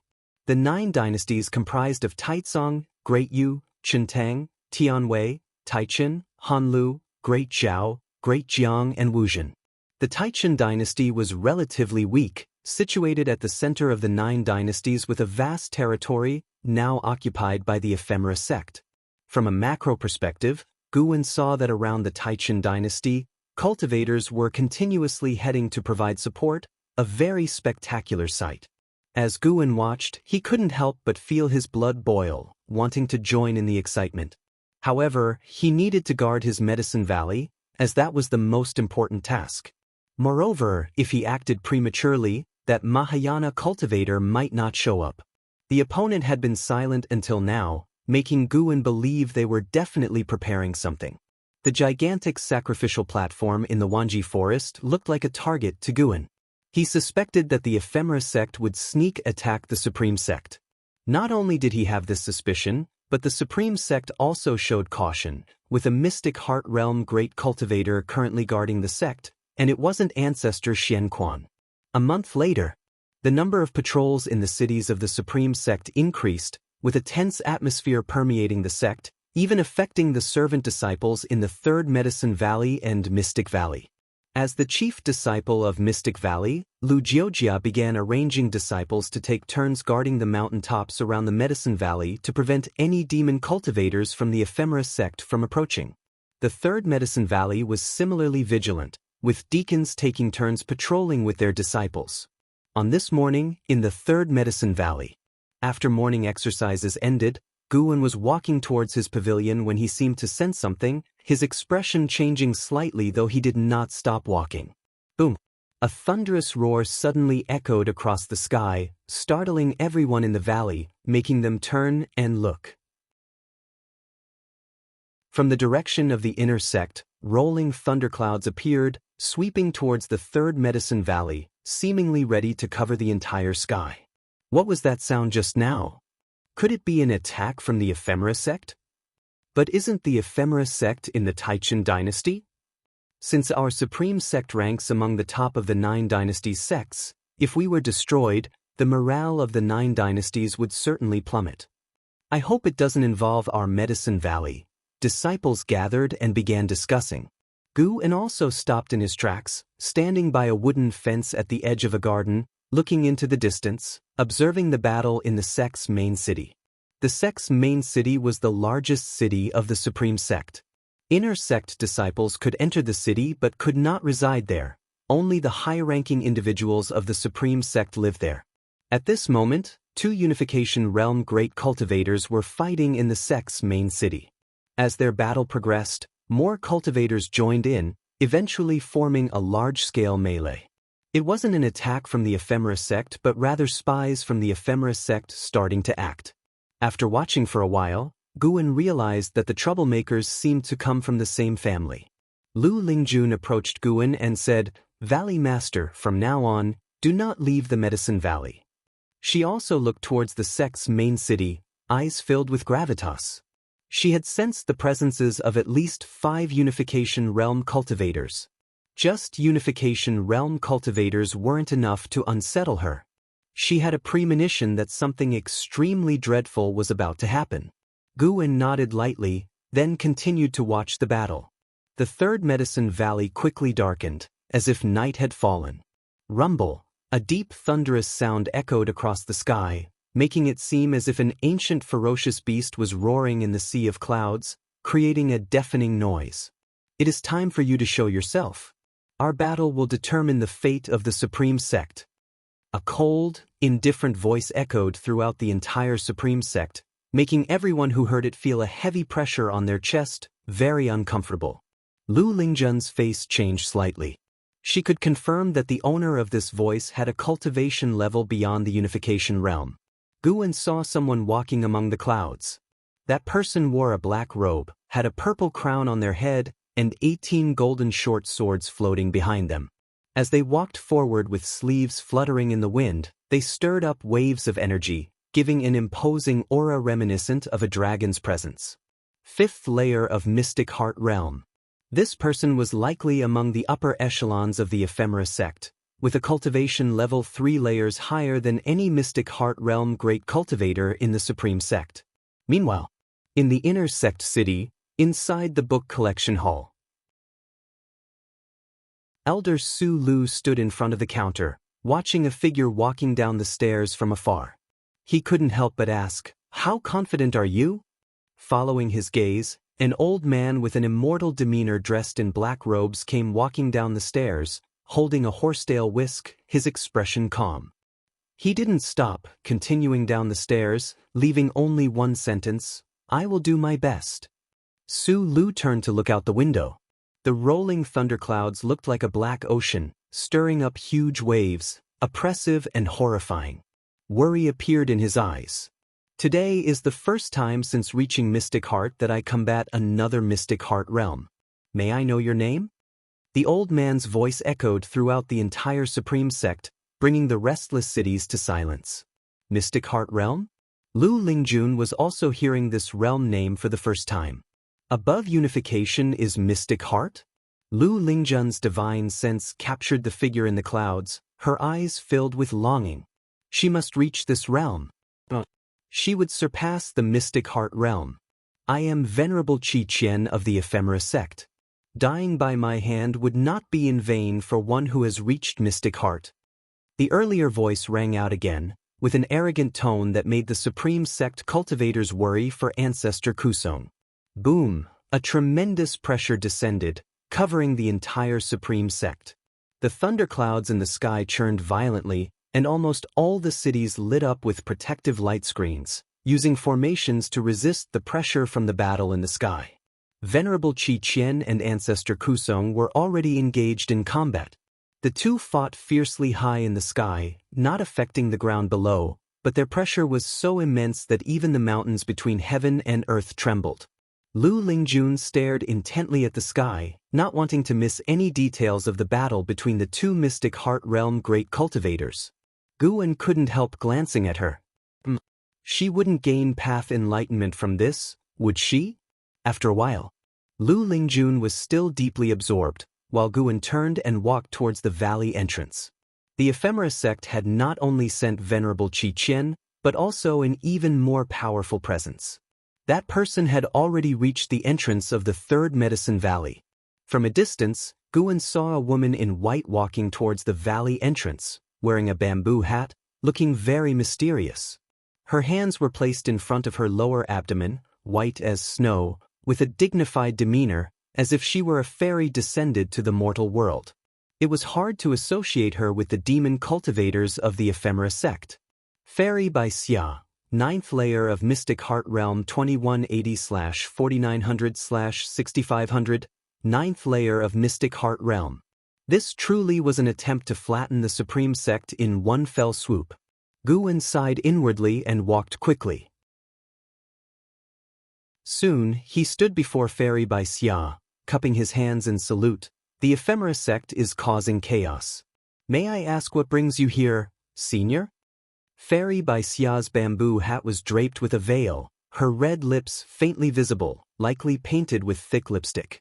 This, which was very cautious, using some secret technique to make her cultivation appear at the first layer of the core formation realm. Little brother, the spiritual energy in this Medicine Valley is so abundant, your identity must not be simple. Tell me, who are you? Fairy by Xia's voice was melodious, captivating. Guan raised his hand and grabbed her wrist, saying, I am just an ordinary outer disciple of the Supreme Sect. Fairy by Xia laughed, her laughter filled with chill. She did not struggle against Guan's grip and used sound transmission skill. It said that Sword Venerable Fudao is only active within 1,000 miles.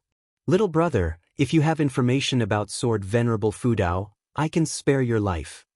Guan had anticipated her using sound transmission skill, so he chose to listen to her finish. Guan's expression turned serious. It seems you are indeed a demon cultivator. In an instant, Fairy by Xia felt a domineering and unparalleled force invade her body. Her face, hidden under the veil, turned pale with fear. She tried to shake off Guan's hand but found she couldn't. Her wide, beautiful eyes were filled with disbelief. More terrifying was that she couldn't speak or let her primordial spirit emerge. She had never experienced such a horrifying feeling. Her cultivation realm rapidly dropped, her primordial spirit being pressed deep into her soul. Her cultivation fell to the first layer of the core formation realm, matching her outward appearance. Impossible! Fairy by Xia was nearly in despair. The opponent's might and the drop in her cultivation left her utterly irrational. In her desperate gaze, Guan took out a pearl. The Thousand Shadow Pearl given to him by L.V. Baden. With his left hand still holding Fairy by Xia's wrist, Guan pressed the Thousand Shadow Pearl onto her abdomen with his right hand. Demon Cultivator! Take this! Guan shouted, and with a loud boom, the Thousand Shadow Pearl burst into dazzling light. Spears of strength energy exploded, turning Fairy by Xia into a bloody corpse, covering Guan in blood. The Thousand Shadow Pearl couldn't kill a Mystic Heart Realm cultivator. Before using the pearl, Guan had forced her soul to scatter with mana, causing instant death. His shout attracted the attention of many servant disciples. Lu Lingjun suddenly appeared in front of Guan. Seeing him covered in blood, she frowned and asked, Are you all right? Why didn't you call me just now? Guan pretended to be terrified. I thought it was an inner sect disciple. It turned out she was a demon cultivator from the Ephemera sect. Quickly destroy the body to avoid future trouble from the Ephemera sect. He was trembling as he held the 1,000 Shadow Pearl. Killing Fairy by Xia granted him an additional 495 years of lifespan. Not bad. Lu Lingjun, looking at the terrified Guan, immediately cast a spell to burn Fairy by Xia's body with spiritual fire.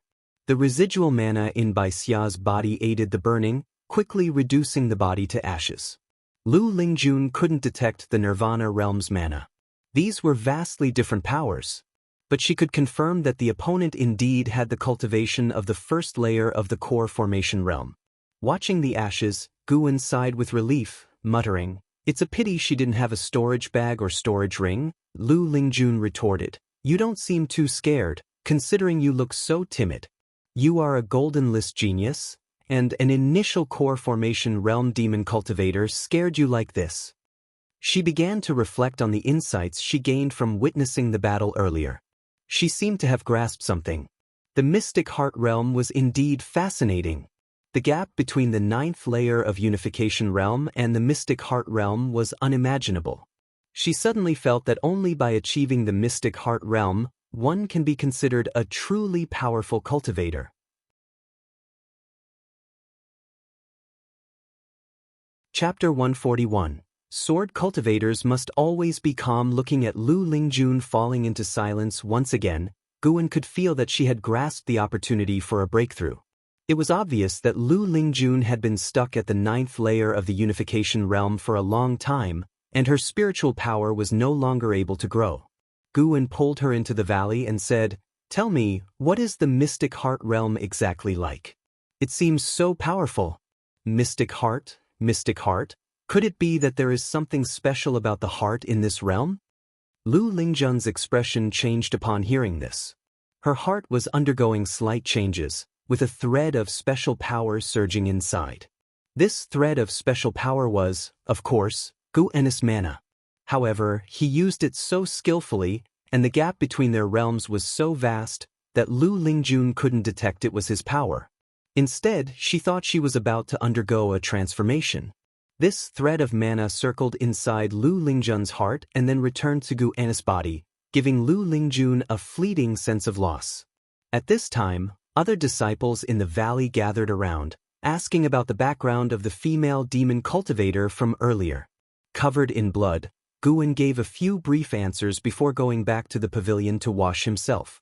Lu Lingjun returned to the wooden fence, looked up at the thunderclouds, and continued to watch the battle. For the 3rd Medicine Valley, Fairy by Xia was just a small episode. Even the servant disciples didn't pay much attention, not realizing that the deceased female demon cultivator's cultivation level surpassed all others in the 9 dynasties. Apart from Guan, she had the highest cultivation. Taichun Dynasty, Wanji Forest. Flags stood along the edges of the forest, enclosing a 100-mile radius area. Trenches carved out the ground, forming a labyrinth of rune paths when seen from above. This was the Ephemera sect's foundational formation, the 6-path Mahayana array. At the center of the formation, 7 black-robed figures sat in a circle, all meditating. They were all in the Mystic Heart realm, and above the 5th layer of the Mystic Heart realm, making them the top 7 among the Ephemera sect's 100 esteemed elders. One of the elderly women opened her eyes and said, "There are signs of a Mystic Heart realm battle in the direction of the Supreme Sect. It seems Vice Sect Hierarch and Venerable Qi Qian have started their actions. I wonder if Sword Venerable Fudao will make a move." Upon hearing this, the other 6 people opened their eyes.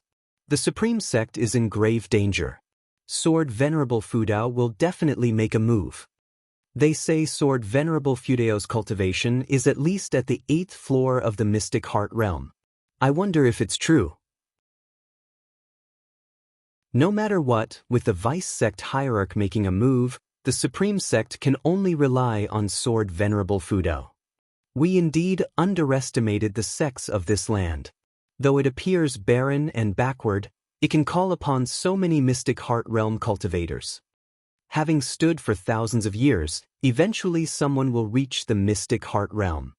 The ephemera sect's top 7 conversed casually, speaking as if the fate of the supreme sect was already sealed. At the same time, thousands of miles away, amidst the mountains, the cultivators of the supreme sect were stationed. Disciples were monitoring each mountain peak within 1,000 miles around. In a temporary hall within the main camp, LV Bayan, ancestor Xian Quan, and dozens of high-ranking members of the supreme sect gathered. And Hao and Wu Ju were also present. And Hao stood next to LV Badian, while Wu Ju stood behind Zhou Yu from the venerable pavilion. LV Badian sat there in a domineering manner, looking less like a righteous path sect leader and more like a demon lord. With a sullen face, he asked, "What does this mean? Does the Tsangtian sect want to be the alliance hierarch?" Ji Chen from the Ji family said helplessly, "Indeed. The number of sects from the 9 dynasties has exceeded 40, and doing things recklessly would rather entangle us. Therefore, the Tsangtian sect proposed to elect an alliance hierarch, and since they have dispatched 1,000,000 disciples and 4 Mystic Heart Realms supreme elders, they believe they should lead. 4 Mystic Heart Realms, truly terrifying.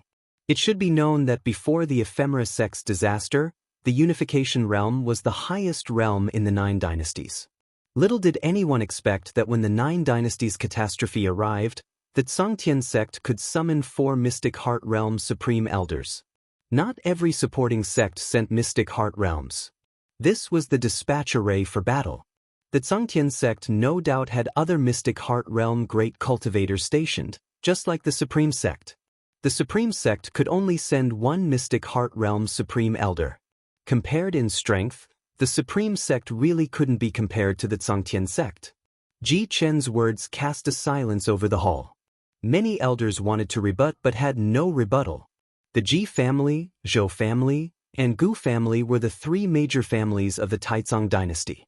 But in the 9 dynasties, they might not even be in the top 3.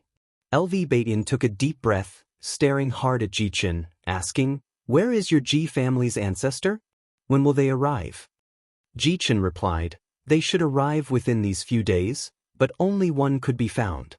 Just like sects, the Mystic Heart Realm cultivators within aristocratic families rarely stayed within the family, often traveling the world in search of higher fortunes.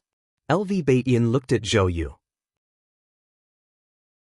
Zhou Yu immediately said, "The elders of our family are preoccupied, but the patriarch is trying their best to persuade them. We should be able to secure 1 Mystic Heart Realm within a month." LV Baitin frowned, feeling quite displeased, as one of the 4 Tsangtian sect's Mystic Heart Realms bore the Zhou name. He then shifted his gaze to Gu Gua from the venerable pavilion. Gu Gua, calm and composed, said, "I can't say for sure. The elders of my clan have quirky temperaments. We can't be certain how many will come, but we will definitely contribute. Our Gu family has always been duty-bound to the 9 dynasties." LV Baitin chuckled. Watching this scene, and Hao was secretly amazed. It was his first encounter with the influence of the 3 major families. As strong as the sect leader was, even he had to speak politely. LV Baitin was overbearing in nature but showed restraint depending on who he was dealing with. Against the Chu family, he could suppress the whole clan, but against the 3 major families, he had to be courteous. Below the Mystic Heart Realm, LV Baitin was unparalleled. But due to the ephemera sect, it was now the era of the Mystic Heart Realm. When I become the sect leader, all families must heed my command. And Hao swore to himself. In his mind, LV Baitin's troubles stemmed from not being strong enough. As long as he was strong enough, he wouldn't fear the whims of any force. Wu Ju didn't ponder so deeply, being aligned with the Zhou family. He found this meeting noisy. Without eliminating the ephemera sect sooner, the supreme sect's danger only increased. At this moment, an elder hurried into the hall, holding a jade scroll, and quickly said, "The sect is under attack by the ephemera sect's Mystic Heart Realm." This statement caused an uproar, and Hao frowned, thinking of his sister and exit. Wu Ju clenched his fist, thinking of Gu, and LV Baitin asked, "How many Mystic Heart Realms?" 1. So far, that's the information. Then it's fine. Even if Ancestor Kusong is not a match, there's still Sword Venerable Fudao. LV Baitin smiled, his words easing the tense atmosphere. A female elder couldn't help but mutter, "Will Sword Venerable Fudao really make a move?" Although Sword Venerable Fudao had helped the Supreme Sect several times, his mysterious identity still left many unsure if he indeed belonged to the Supreme Sect, especially when the sect's safety was at stake. The Supreme Sect. Under the rolling thunderclouds, Venerable Qi Qian and Ancestor Kusong were still in fierce combat. Each wielded their magic artifacts, constantly casting spells, creating massive shockwaves that caused the thunderclouds to roil violently. At this moment, Venerable Qi Qian was filled with confusion. Why hasn't the Vice Sect hierarch made a move yet? Although his cultivation was higher than Ancestor Kusong's, both being in the Mystic Heart realm, it was difficult to eliminate Ancestor Kusong. He also had to guard against Sword Venerable Fudao's intervention. As time passed, his confidence gradually gave way to worry. "What are you waiting for?" Ancestor Kusong waved his horsetail whisk, boundless spiritual power condensing into thousands of green beams, attacking Venerable Qi Qian along different trajectories, spanning miles, forcing Venerable Qi Qian to dodge. This first battle of the Mystic Heart realm was strenuous for Ancestor Kusong, but he could see that the opponent was wary of others, making it hard for him to focus on the battle. Ancestor Kusong thought of the mysterious Sword Venerable Fudao. Venerable Qi Qian didn't respond. He suddenly shifted direction, heading towards an outer gate city. Ancestor Kusong followed closely behind. On the other side, in the Third Medicine Valley, Guan changed into a fresh robe and then went downstairs to join Lu Lingjun. Lu Lingjun had once again entered a state of path enlightenment. Her right hand rested on the wooden railing, and seeing this, Guan also placed his hand on the railing. Even though he was in the Nirvana realm, Guan couldn't change the fate of others. But for someone like Lu Lingjun, who already had one foot in the Mystic Heart realm, he could lend a hand, helping her break through sooner. Guided by his mana, Lu Lingjun's spiritual power flowed into her heart, causing nature's spiritual energy to pour silently into her body. At this moment, Guan sensed something, looked up, and frowned, a flash of displeasure in his eyes. Venerable Qi Qian was approaching the Third Medicine Valley, more precisely the Outer Gate City. "Where is Sword Venerable Fudao? If you don't act soon, your comrades will die in your sect." Venerable Qi Qian's voice echoed, filled with murderous intent, reaching the ears of the million disciples of the Supreme Sect. At the edge of the heavenly repair platform, Yi Lan and a group of law enforcement hall disciples guarded a corner. She looked up, seeing the roiling thunderclouds, feeling a heavy pressure. She could sense Venerable Qi Qian approaching, and the oppressive aura grew stronger. She clenched the white spirit sword in her hand. Thousands of cultivators were on the heavenly repair platform, but only a few remained calm and meditative. Mad swordsman Han Ming had long since returned to the dynasty. Zhuo Lin stood beside his father, Zhuo Yijin, nervously asking, "Father, are we not leaving yet?" Zhuo Yijin held the investiture of the gods, calmly saying, "Where can we go? But trust Sword Venerable Fudao." Listening to his father's words, Zhuo Lin wanted to curse. You trust the investiture of the gods. He really wanted to tear apart the investiture of the gods in Zhuo Yijin's hands.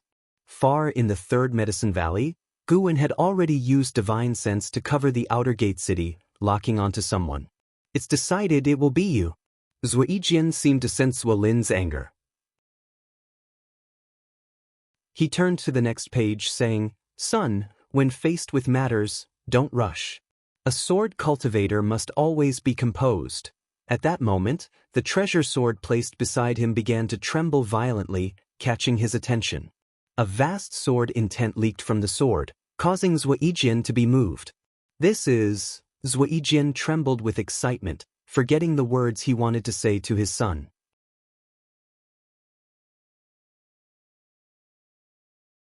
Chapter 142 Valley Master touches your hand? Is that not okay? When Zhuo Yijin trembled, Zhuo Lin also noticed the unusual movement of his treasure sword. The vast sword intent made the scabbard shake violently. Under Zhuo Lin's shocked gaze, the scabbard, along with the sword, floated up. Zhuo Yijin stood up, staring at his sword, believing he hadn't perceived it wrongly. This was Sword Venerable Fudao's sword intent. On the heavenly repair platform, more and more people felt the sword intent of Sword Venerable Fudao, including Yilon. She turned her head, looking far towards Sui Yijian's direction with a look of astonishment. Boom! Suddenly, the thunderclouds burst open, and the outer city instantly brightened.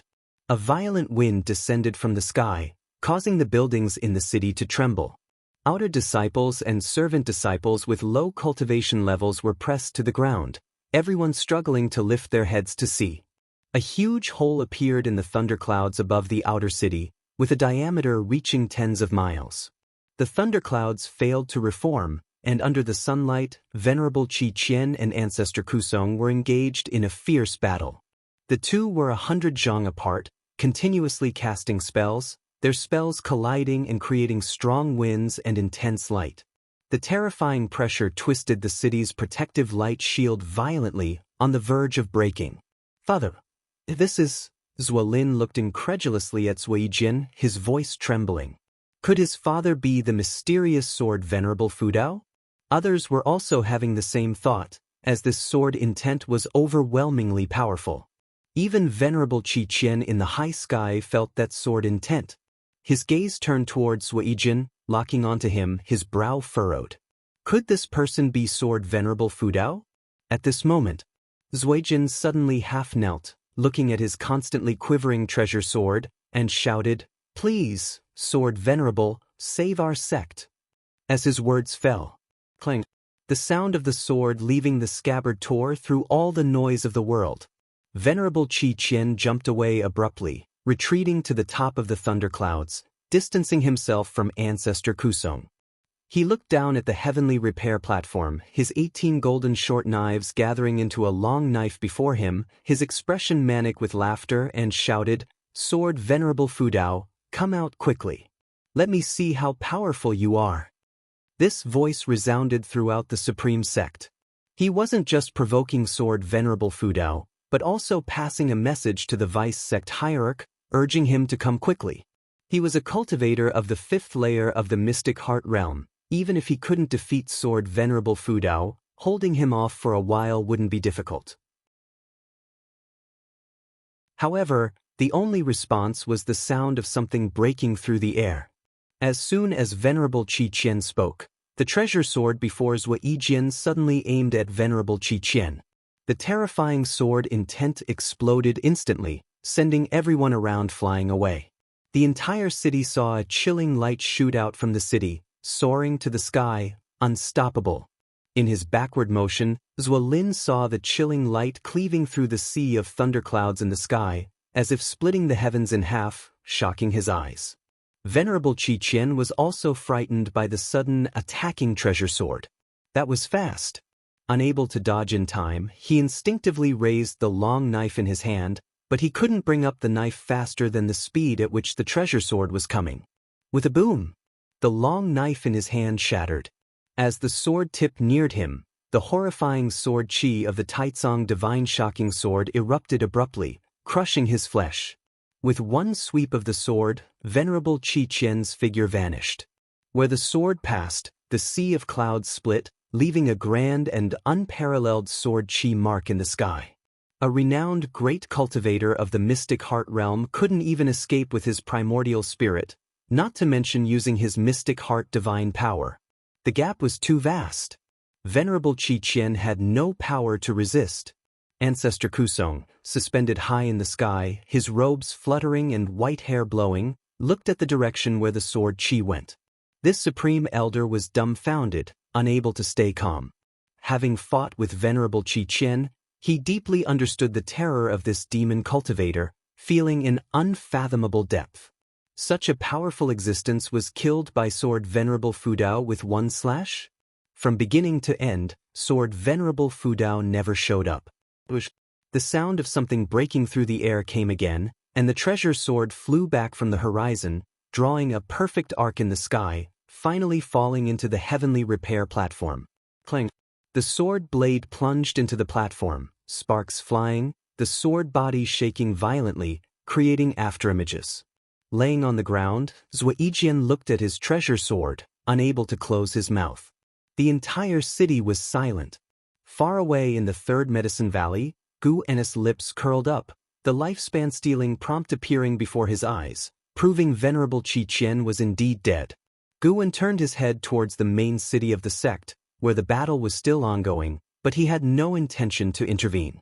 He had already acted twice today. One more, thrice makes it noteworthy. The supreme sect also needed its tribulation crossing. Soon, thunderous cheers erupted in the outer city. Even the servant disciples in the third medicine valley could hear it.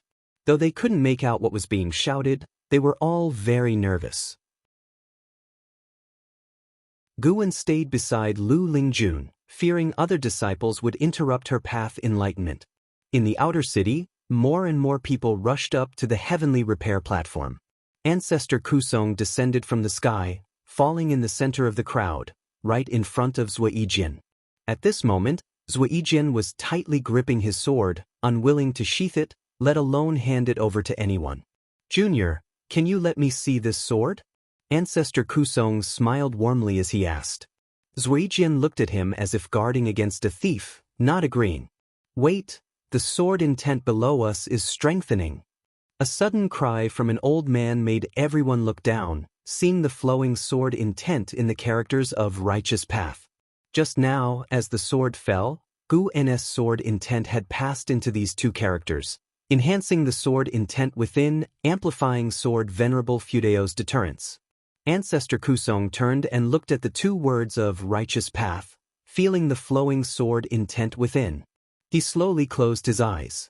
Zuijian turned to leave, retreating, sending a message to Zuolin, saying, "Liner, go retrieve my investiture of the gods."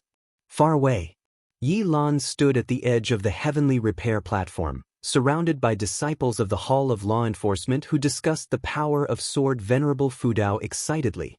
He, however, thought of Guwen. With such a powerful backing, her senior brother should be very safe, right?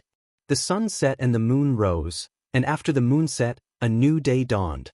After a full day and night, the battle in the main city of the sect finally came to an end. In the morning, after morning exercises, Guwen and Xiaochuan guarded Lu Lingjun on either side. Leaning against the wooden fence, Xiaochuan stood 5 steps away from Lu Lingjun, curiously asking, "Senior brother, what is she doing?" Lu Lingjun's anomaly had been noticed by all disciples. Guwen forbade anyone from disturbing her, thus she managed to stay undisturbed for an entire night. Guwen speculated, she might be practicing some kind of miracle skill. She's a great cultivator. Her realm is beyond our guessing. What kind of cultivation technique can keep her motionless all night? Xiaochuan asked, puzzled. It's not a cultivation technique, it's just that I've understood. Lu Lingjun suddenly said. Xiaochuan was stunned, taking a few steps back. Lu Lingjun didn't look at him but glanced at Gu and also stepped back, signaling Xiaochuan with his eyes, and Xiaochuan immediately slipped away. Guwen concernedly asked, "Are you all right?" "I'm fine, thank you for staying by my side." Lu Lingjun replied calmly. Guwen pretended to be relieved, then said, "You should rest, standing for a day must be tiring." I suddenly remembered, did you hold my hand when we returned yesterday? Lu Lingjun stepped forward and asked. She had been immersed in the recollection of her path enlightenment and hadn't shrugged off Guwen's hand, which seemed absurd to her on reflection. Guwen coughed awkwardly, saying, "I was scared at the time, don't mind it. I've never had a man hold my hand before." Lu Lingjun said, staring at Guwen, haha. "Do you think I believe that? Living for 2,000 years, trying to play ghost stories with me?" Guwen's face turned stern. He said seriously, "What? The Valley Master can't feel your hand?" He had saved her 100 years of detours. What was holding her hand worth? Lu Lingjun smiled, her smile carrying deeper implications. She said, "All right, from now on, you are mine then." She didn't wait for Guwen's reply and turned to leave. Guwen froze briefly, quickly catching up, saying, "Ms. Lu, I was joking, don't take it to heart. After a while, I will talk to the sect leader and have him transfer you out." Too late. Lu Lingjun pushed Guwen aside, continuing forward. Guwen said to himself, this was bad, he got tricked. By the way, I plan to cross the tribulation above the Medicine Valley, what do you think? Lu Lingjun's voice trailed as she stopped and faced away from Guan. Guan frowned, asking, crossing the tribulation requires a lot of preparation. Why not wait for the sect leader to return? I'll ask him to take you to the tribulation area. I can't wait. With your strong ties in the Supreme Sect, if anyone comes, you speak for me. Don't worry, I won't affect the medicinal herbs in the valley. With that, she leapt up, flying thousands of feet high. A green lotus flew out from her sleeve, rapidly expanding. She stepped into the lotus and sat down. This scene made the servant disciples exclaim. Xiaochuan approached Guan again, asking what Lu Lingjun was doing. Guan looked up at Lu Lingjun, replying, she's going to cross the tribulation. As he watched, Lu Lingjun kept waving her hands, and one magic artifact after another flew out, quickly forming circle after circle of formations around her. He suddenly became interested, wanting to see how terrifying a heavenly tribulation in the mystic heart realm was. Crossing the tribulation? Xiaochuan was stunned, his gaze shifting to the sky where Lu Lingjun was. In the Wanji forest, within the 6 Paths Mahayana array, a group of 7 figures suddenly saw a black flame appear among them, startling them to their feet, who then bowed. Greetings, sect hierarch. The 7 figures said in unison, drawing the attention of the cult followers arranging the offerings nearby. The offerings were all living people, each stuck with talisman paper, unable to move. The place where they stood was encircled by formations, their faces filled with terror, some even fainted from fear. Where is the vice sect hierarch? A tired voice came from within the black flame, belonging to Butcher Immortal Jing, the ephemera sect's sect hierarch. An old man wearing a mask replied, he hasn't returned yet, but the attack on the Supreme Sect has already failed. We lost 70% of our spies in the Supreme Sect. According to the messages we received, Venerable Qi Qian was killed by sword Venerable Fudao with 1 strike. But the vice sect hierarch has not shown up, it's unclear where he went. His tone grew heavy when mentioning this.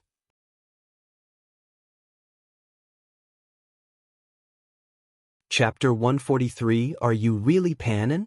The masked elder's voice fell, and the floating black flame halted. The other 6 all lowered their heads, their expressions fluctuating between dark and light. After the battle with the Supreme Sect, their dread of the sword Venerable Fudao reached a new height.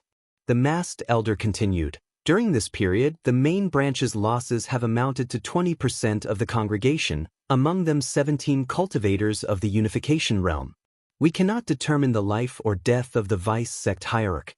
Do you have any way to ascertain this, sect leader? Upon hearing this, Butcher Immortal Jing's voice came from within the black flame. The vice sect hierarch is unrestrained. Even I do not know her whereabouts, but she cannot be dead.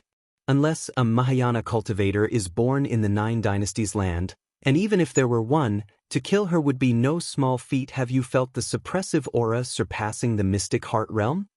The masked elder replied, no, but the sudden disappearance of the vice sect hierarch makes me have to consider it seriously. Rest assured, she is perhaps entangled in some matter, not dead without a trace. Moreover, I have already cast a spell on myself, no route for return. Continue finding sacrifices, the more the better. I need to glance at the heavenly destiny in one fell swoop. The voice of Butcher Immortal Jing rang out, and 7 figures replied in unison. Chentang Dynasty, 3 Pure Ones Mountain. This sect, honored by the dynasty as a land of immortals, was hidden within a lake, with majestic peaks only faintly visible like a mirage. Under an old tree, Liya sat cross-legged, facing away from the cliff. The North Sea heavy sword stood beside him as he propped his hands on his knees, his eyes fixed on the chessboard on the ground, showing a troubled expression. He groaned, unable to help but rub his scalp. At this moment, a soul body descended from the old tree. It was the soul of the ancestor of the Li family, looking even more solid than before. Ha boy, I told you long ago, the assessment of 3 Pure Ones Mountain is extremely difficult and requires innate wisdom. Your comprehension is still insufficient, far from mine. In those days, I solved the chess puzzle in only 3 years, But judging by your look, you might not succeed even in 10 years, the ancestor of the Li family said gleefully. Liya glared and cursed. What kind of ancestor are you, hoping your descendants are inferior to you? I don't believe I'm truly worse than you.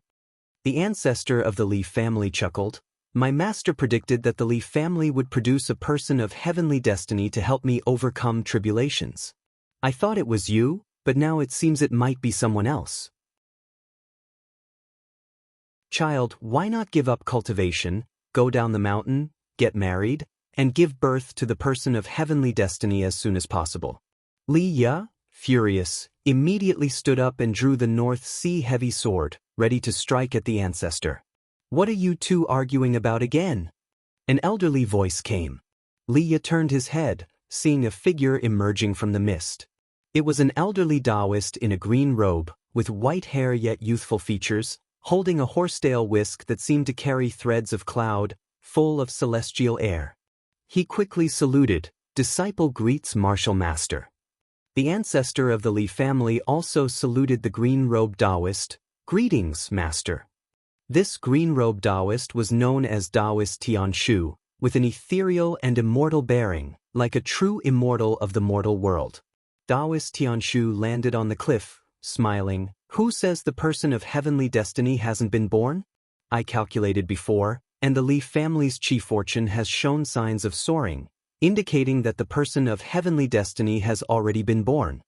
The ancestor of the Li family chuckled. I was just teasing this boy. He's arrogant and needs to temper his spirit, or else he'll cause trouble for me after descending the mountain.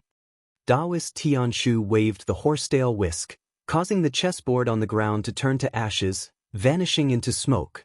Liya frowned and asked, Martial Master, what are you doing? He felt anxious inside. Could it be that even the martial master thought he had no innate wisdom? Taoist Tianshu smiled. The great calamity of the 9 dynasties is descending, and the tribulation is ever more dangerous, possibly endangering 3 Pure Ones Mountain itself. Thus, I cannot continue to test you. All 3 branches of 3 Pure Ones Mountain must descend the mountain to save the world. Before leaving, I will teach you a divine skill to protect the mountain. If 3 Pure Ones Mountain perishes, I hope you can pass on the 3 Pure Ones Taoist tradition. Descend the mountain. Liya and the ancestor of the Li family's expressions changed simultaneously. Please teach me, martial master, I also want to join the fight. Liya immediately said. Taoist Tianshu shook his head. Your cultivation level is too low to affect this tribulation. If we fail, there are others in the mountain who will take you away from the land of the 9 dynasties to live in another world far away. This continent belongs to the demon clan. Our sex standing here for so many years has already reached the heavenly destiny's year. He stroked his beard and smiled, looking like one who has seen through worldly matters, without a trace of worry on his face. But, no buts, be obedient. Liya hesitated, his face full of inner struggle. Taoist Tianshu smiled and asked, Do you have someone you can't let go of? The ancestor of the Li family teased, He's concerned about his junior brother Gu. Taoist Tianshu, upon hearing this, gently said, In life, being able to control your destiny is transcendence. Human actions determine fate, do not force it. Liya remained silent. Supreme Sect, 3rd Medicine Valley.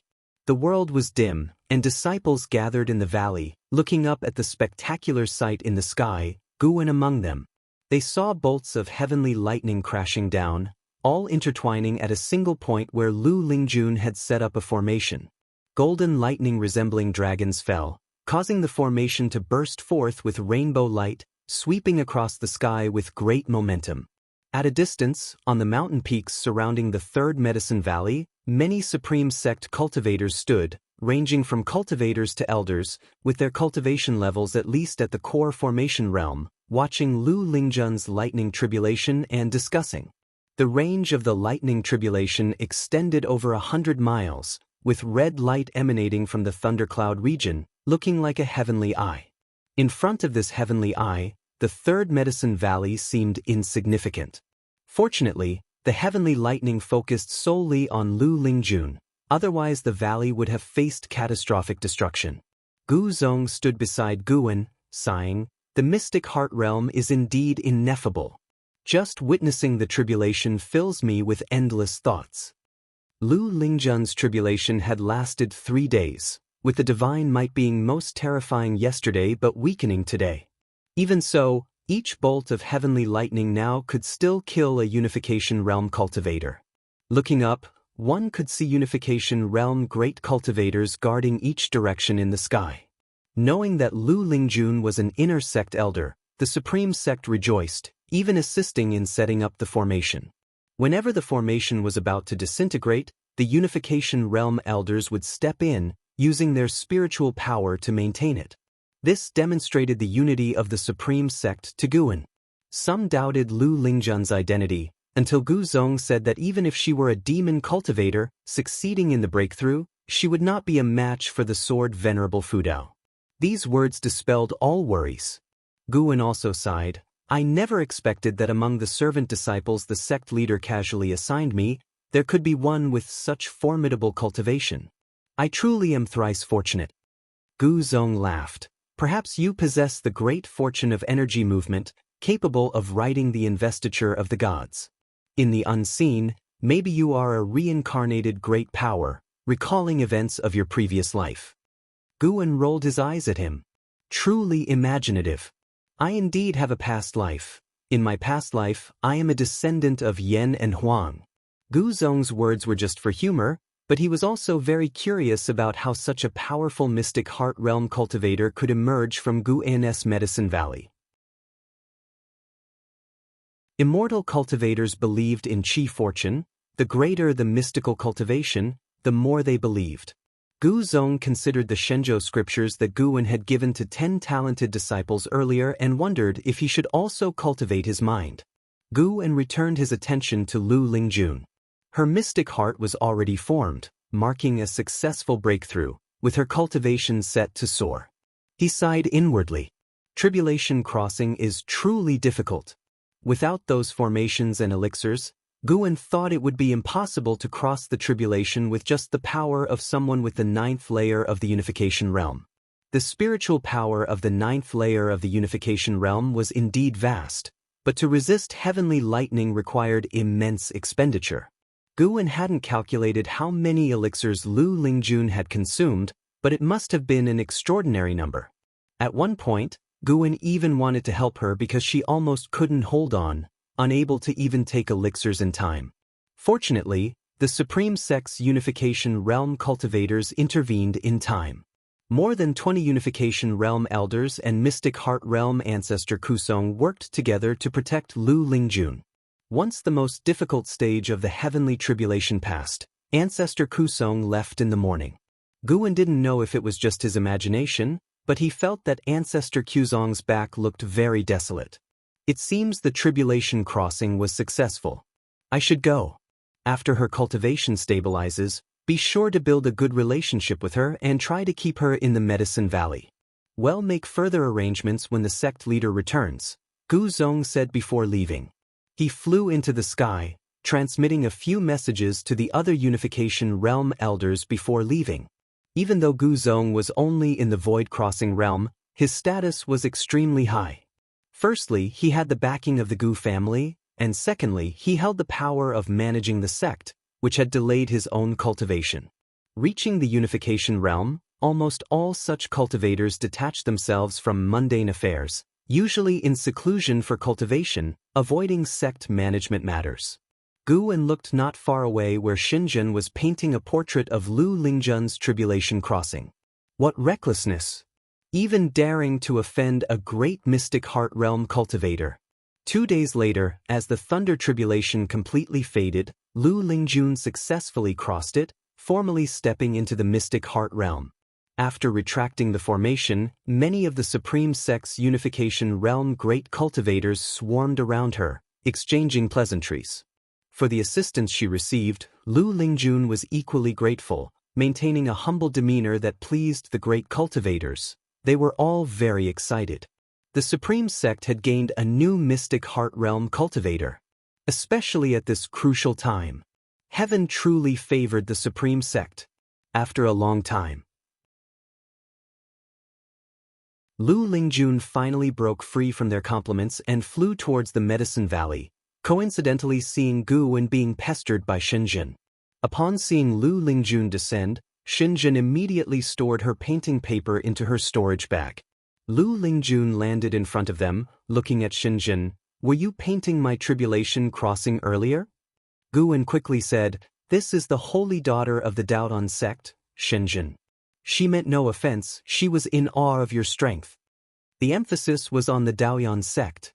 Seeing Shinjin standing close to Gu Wen, Lu Lingjun frowned and said, "Miss Shen, please maintain a gentleman's distance from Gu Wen in the future."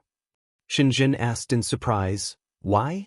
Could it be a great cultivator like you has?" Lu Lingjun did not answer, just quietly looked at her. "Haven't you heard of the name Gu Wen?" Shinjin asked curiously. Gu Wen immediately said, "It's all your fault, writing that lousy book in my name, tarnishing my reputation." Lu Lingjun had already read the Supreme Secret records and suspected him, so he spoke first to clarify.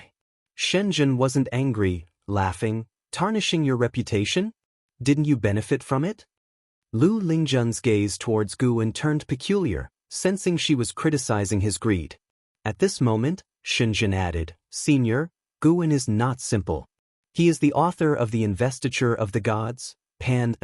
You should keep him in check, as there are many women who admire him." After speaking, she saluted Lu Lingjun and turned to leave. Gu Wen sensed trouble. Lu Lingjun did not pay attention to Shinjin, but instead looked intently at Gu Wen, asking, "Are you really Panin?"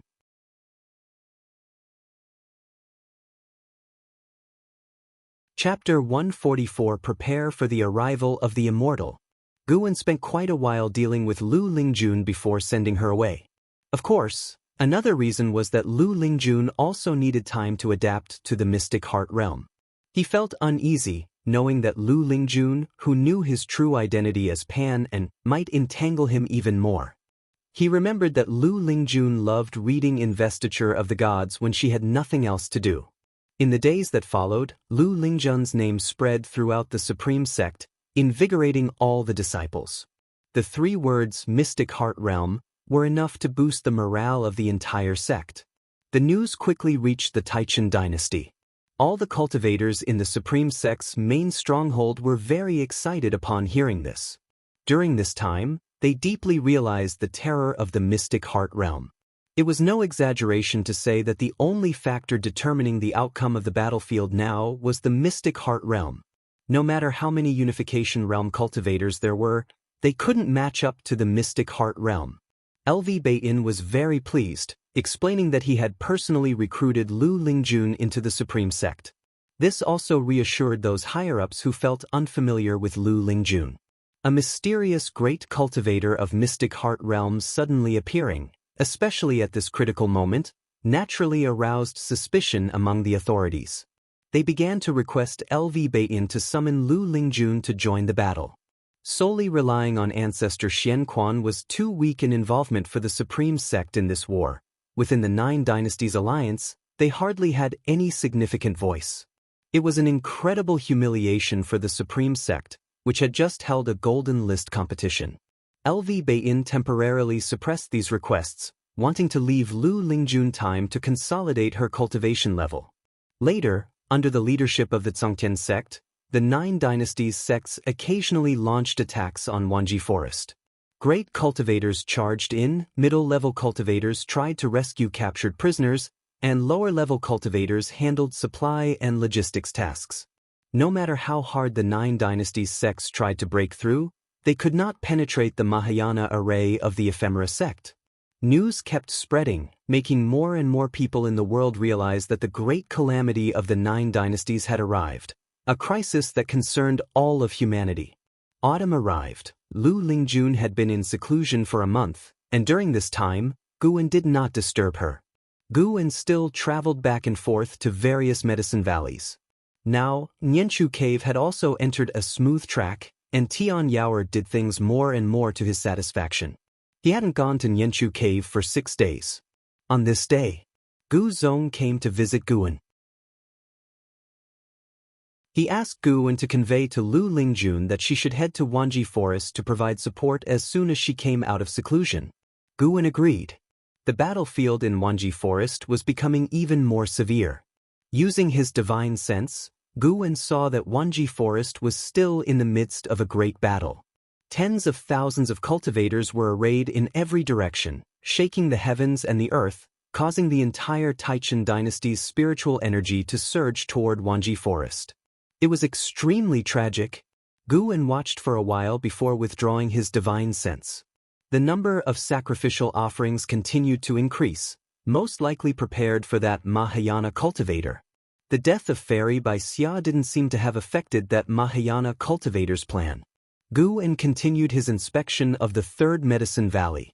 Until evening, Lu Lingjun walked out of her courtyard and came to the pavilion to visit Guan. Guan conveyed Gu Zong's request. It was up to Lu Lingjun to decide whether to go or not. As a mystic heart realm cultivator, no one could control her. I heard about it earlier. I will depart shortly. Lu Lingjun nodded, her expression cold and aloof, perhaps revealing her true self. She was the strongest cultivator in the lower realm. No longer hiding her cultivation, she didn't disguise her nature anymore either. Guan looked at her, wondering why she hadn't left yet. Lu Lingjun stared at him and said, I can sense many mystic heart realm auras in Wanji Forest, and there's even one that makes my heart palpitate. This journey likely holds great danger. Her eyes were beautiful yet deeply profound from years of experience, fixing on Guan in a way that made him inexplicably guilty. Guan responded, do what you can. If you can't turn the tide, then protect yourself. Lu Lingjun smiled and said, naturally, I won't sacrifice myself for the supreme sect. However, I am about to join such a dangerous war. Do you have anything you want to say to me? Guan cleared his throat and said seriously, Ms. Lu, the previous time I held your hand was unintentional. Don't overthink it. As for matters of love, they can't be decided lightly. Two people need mutual affection to commit for life, not just a brief touch. And, to be honest with you, I didn't write Investiture of the Gods. I just heard it from a Taoist named Su Zhongling. Lu Lingjun laughed and said, if it was really someone else, how could you bask in this false reputation for decades? Guan was at a loss for words. He couldn't exactly say the original author wasn't from this world. Actually, it doesn't matter whether you wrote Investiture of the Gods. After being with you for so many years, I know your nature is indeed good. Although greedy, it was always consensual. You always treat people politely, neither humble to those above nor arrogant to those below. Lu Lingjun began to praise Guan, making him feel a bit euphoric. Was I really this good? Lu Lingjun turned her tone and said, you are excellent in every aspect except your cultivation level. If you want to be my Taoist friend, first cultivate to the void crossing realm. Before that, I will keep an eye on you. Once you reach the void crossing realm, I have an untested cultivation technique we can practice together. Practice together? Guan suddenly thought of some scenes in the Supreme Secret Records, and a surge of heat rose in his heart. Something's off. Trying to destroy my Taoist heart? Guan looked at Lu Lingjun again, feeling that her smile was so sinister. A 2,000-year-old woman wanting to lure this 70-year-old youngster? Then you better give up. I won't reach the void crossing realm for the rest of my life, Guan said seriously. Lu Lingjun smiled, then stood up. She placed her right hand on the table, leaving a ring set with red jade, and said, this is the double heart ring. Refine it, and I can detect if you're in danger and might save your life. Without waiting for Guan to respond, she disappeared from the room. Guan looked at the double heart ring on the table, silent. He couldn't help but glance at the Qinghong sword also on the table, feeling a sense of déjà vu. Damn heavenly Tao, why arrange for one woman after another to like him? Afraid he'll keep hiding? One night passed. The next day at noon, Guan arrived at Tianya Valley. He found only Luo Hun left in the valley. He found Luo Hun and asked where LV Xian and Iluyan had gone. They followed His Majesty on a campaign to the Taichen dynasty. His Majesty said that since the world is in trouble, as an emperor he must contribute, Luo Hun replied, his face full of admiration. Had Li Xiandao not left him to guard the valley, he too would have wanted to join the battle. Guan didn't expect Li Xiandao to have such a sense of duty. He didn't comment much, just nodded, then turned and walked toward the park. So, Guan waited for another half a month. He stood at the window of the Mystic Valley Pavilion, using his divine sense to look at Wanji Forest. Lu Lingjun was fighting a Mystic Heart Realm cultivator, with several others battling nearby. The mountainous area within 1,000 miles had become a wasteland, covered in dust. As far as the eye could see, there were corpses everywhere, a shocking sight. That Mayana cultivator still hadn't shown up. Guan couldn't believe it. Could he really keep hiding forever? If that mysterious sacrificial array started and the enemy still hadn't appeared, he would have to act to prevent the 9 Dynasties cultivators from being entirely wiped out. After all, there was still a demonic calamity to deal with later. Guan looked towards the 9 Nether Road, which had already become the territory of the Ephemera sect. Within 1,000 miles, ephemera flowers could be seen everywhere. Once the Ephemera sect's hierarch was dealt with, those flowers could be harvested. This time, the Ephemera sect must be eradicated to prevent any future resurgence. Wanji Forest, within the Mahayana array. 7 authorities of the Ephemera sect opened their eyes simultaneously, their gazes fierce. The masked elder at the lead spoke first. "Ladies and gentlemen, the auspicious time has come. Prepare to activate the formation and welcome the hierarch." He stood up, and the other 6 followed suit. "Finally, we've waited long enough. Rumor has it Taichin harbors a divine beast, Qin Snake. Who knows if this sacrifice will attract it? Such an ethereal legend, so many have died, yet Qin Snake has never appeared. Speaking of which, the sword Venerable Fudao hasn't shown up. I'm somewhat relieved. It seems he is wary of us. He guards the Supreme Sect only because it threatens him. Even without us, the 9 Dynasties would face extermination. Great cultivators like him pursue longevity. To live long, one must avoid peril, naturally not subjecting themselves to danger." Their tone was relaxed, feeling confident that their plot was about to succeed. Then, they each stepped back and began casting spells. Rumble. The ground beneath them split apart, and massive tree roots broke through the earth. They stepped on the roots and rose into the air, distancing themselves from the ground. Meanwhile, all the great cultivators fighting in the distance sensed an ominous aura. LV Badian turned and looked, his brows furrowed. He muttered 3 words, "Ephemeral tree." This ephemeral tree was far more terrifying than the one on 9 Nether Road. The aura, as if from the 9 Nether world, struck fear into everyone's hearts. On the ground, countless human prisoners stared in horror at the colossal tree rising, dwarfed even by its leaves. Thousands of miles away, Lu Lingjun, wielding dual swords and surrounded by a golden sash like a coiling dragon, turned her head to see the silhouette of the origin tree of ephemera on the horizon. A small snake emerged from her coiffure, flicking its tongue. What a terrifying aura! This is no joke. Having fought this long, we've repaid our debts. It's time to flee. This little snake was none other than the White Spirit Demon Emperor who had ascended with her, bearing Unification Realm 8th floor cultivation. Hundreds of feet away, a Mystic Heart Realm great cultivator of the Ephemera sect, trapped by Lu Lingjun's formation, laughed maniacally while resisting. Thinking of fleeing? It's too late. Prepare to welcome the immortal. Immortal? Lu Lingjun frowned, and the White Spirit Demon Emperor was also startled. Looking at the great cultivator, it asked, "If you had an immortal, wouldn't you have conquered the 9 dynasties long ago?" The great cultivator kept a smile without explaining and began to break the formation with all his might. Elsewhere, Mystic Heart Realm cultivators also paused their battles. The 9 dynasties cultivators looked in horror at the origin tree of ephemera, while the ephemera sect members grew excited, confident of their victory.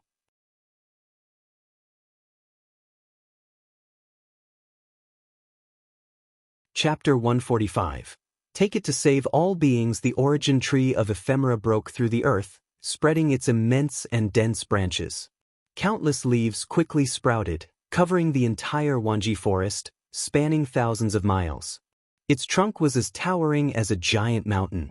A horrifying human face emerged from the trunk of the origin tree of ephemera, with only the facial features visible.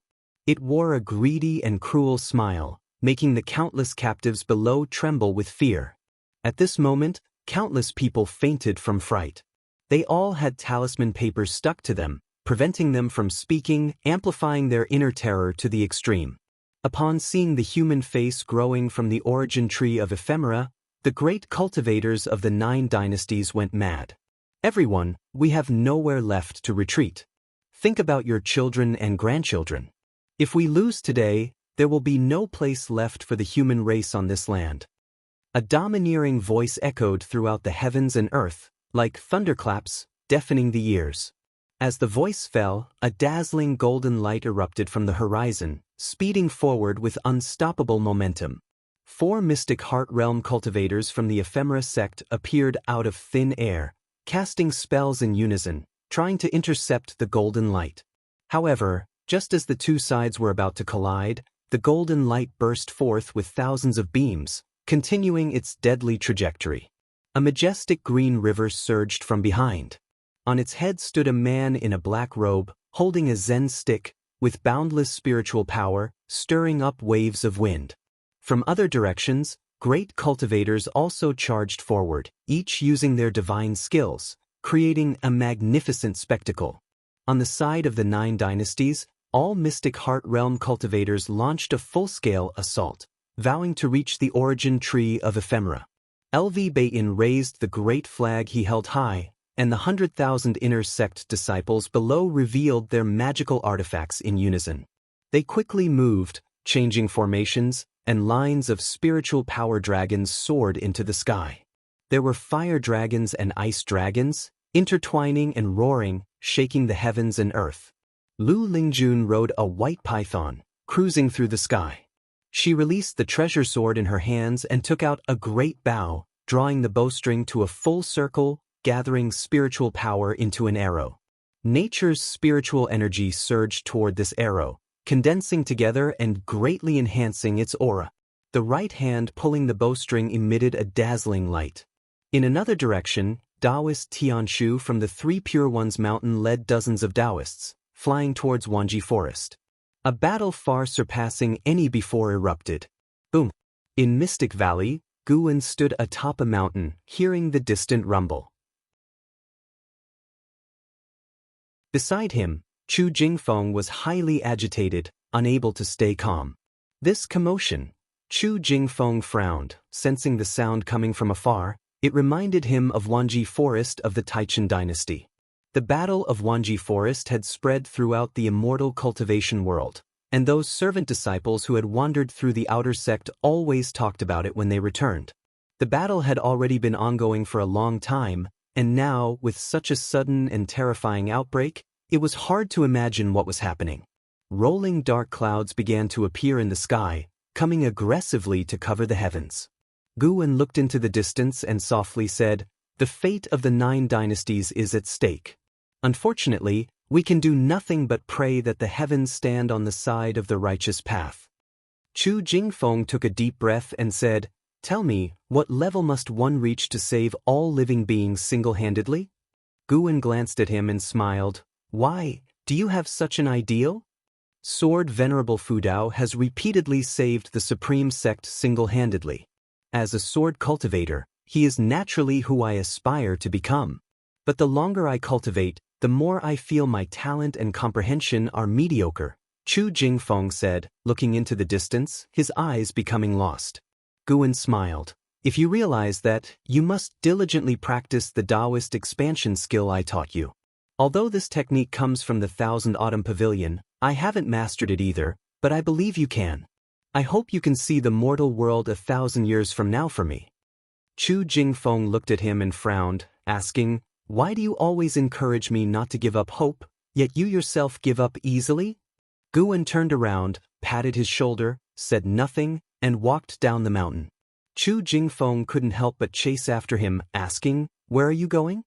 "If tomorrow is the end of the world, I want to be with my dearest medicinal herbs." Guwen left this statement and then disappeared into the woods. Chu Jingfeng was stunned for a moment, revealing a bitter smile. Compared to him, I'm just troubling myself, Chu Jingfeng thought silently, then looked back at the horizon. At that moment, a gust of wind blew from the horizon, moving his robes and causing him to squint his eyes. The wind had risen. After circling Mystic Valley, Guan returned to the pavilion, closed the door, activated the restriction in the house, and then directed his divine sense towards Wanji Forest. He could sense spatial fluctuations inside the origin tree of ephemera. These fluctuations were very subtle. He could detect them because he felt an unfamiliar aura inside the origin tree of ephemera. Mahayana realm.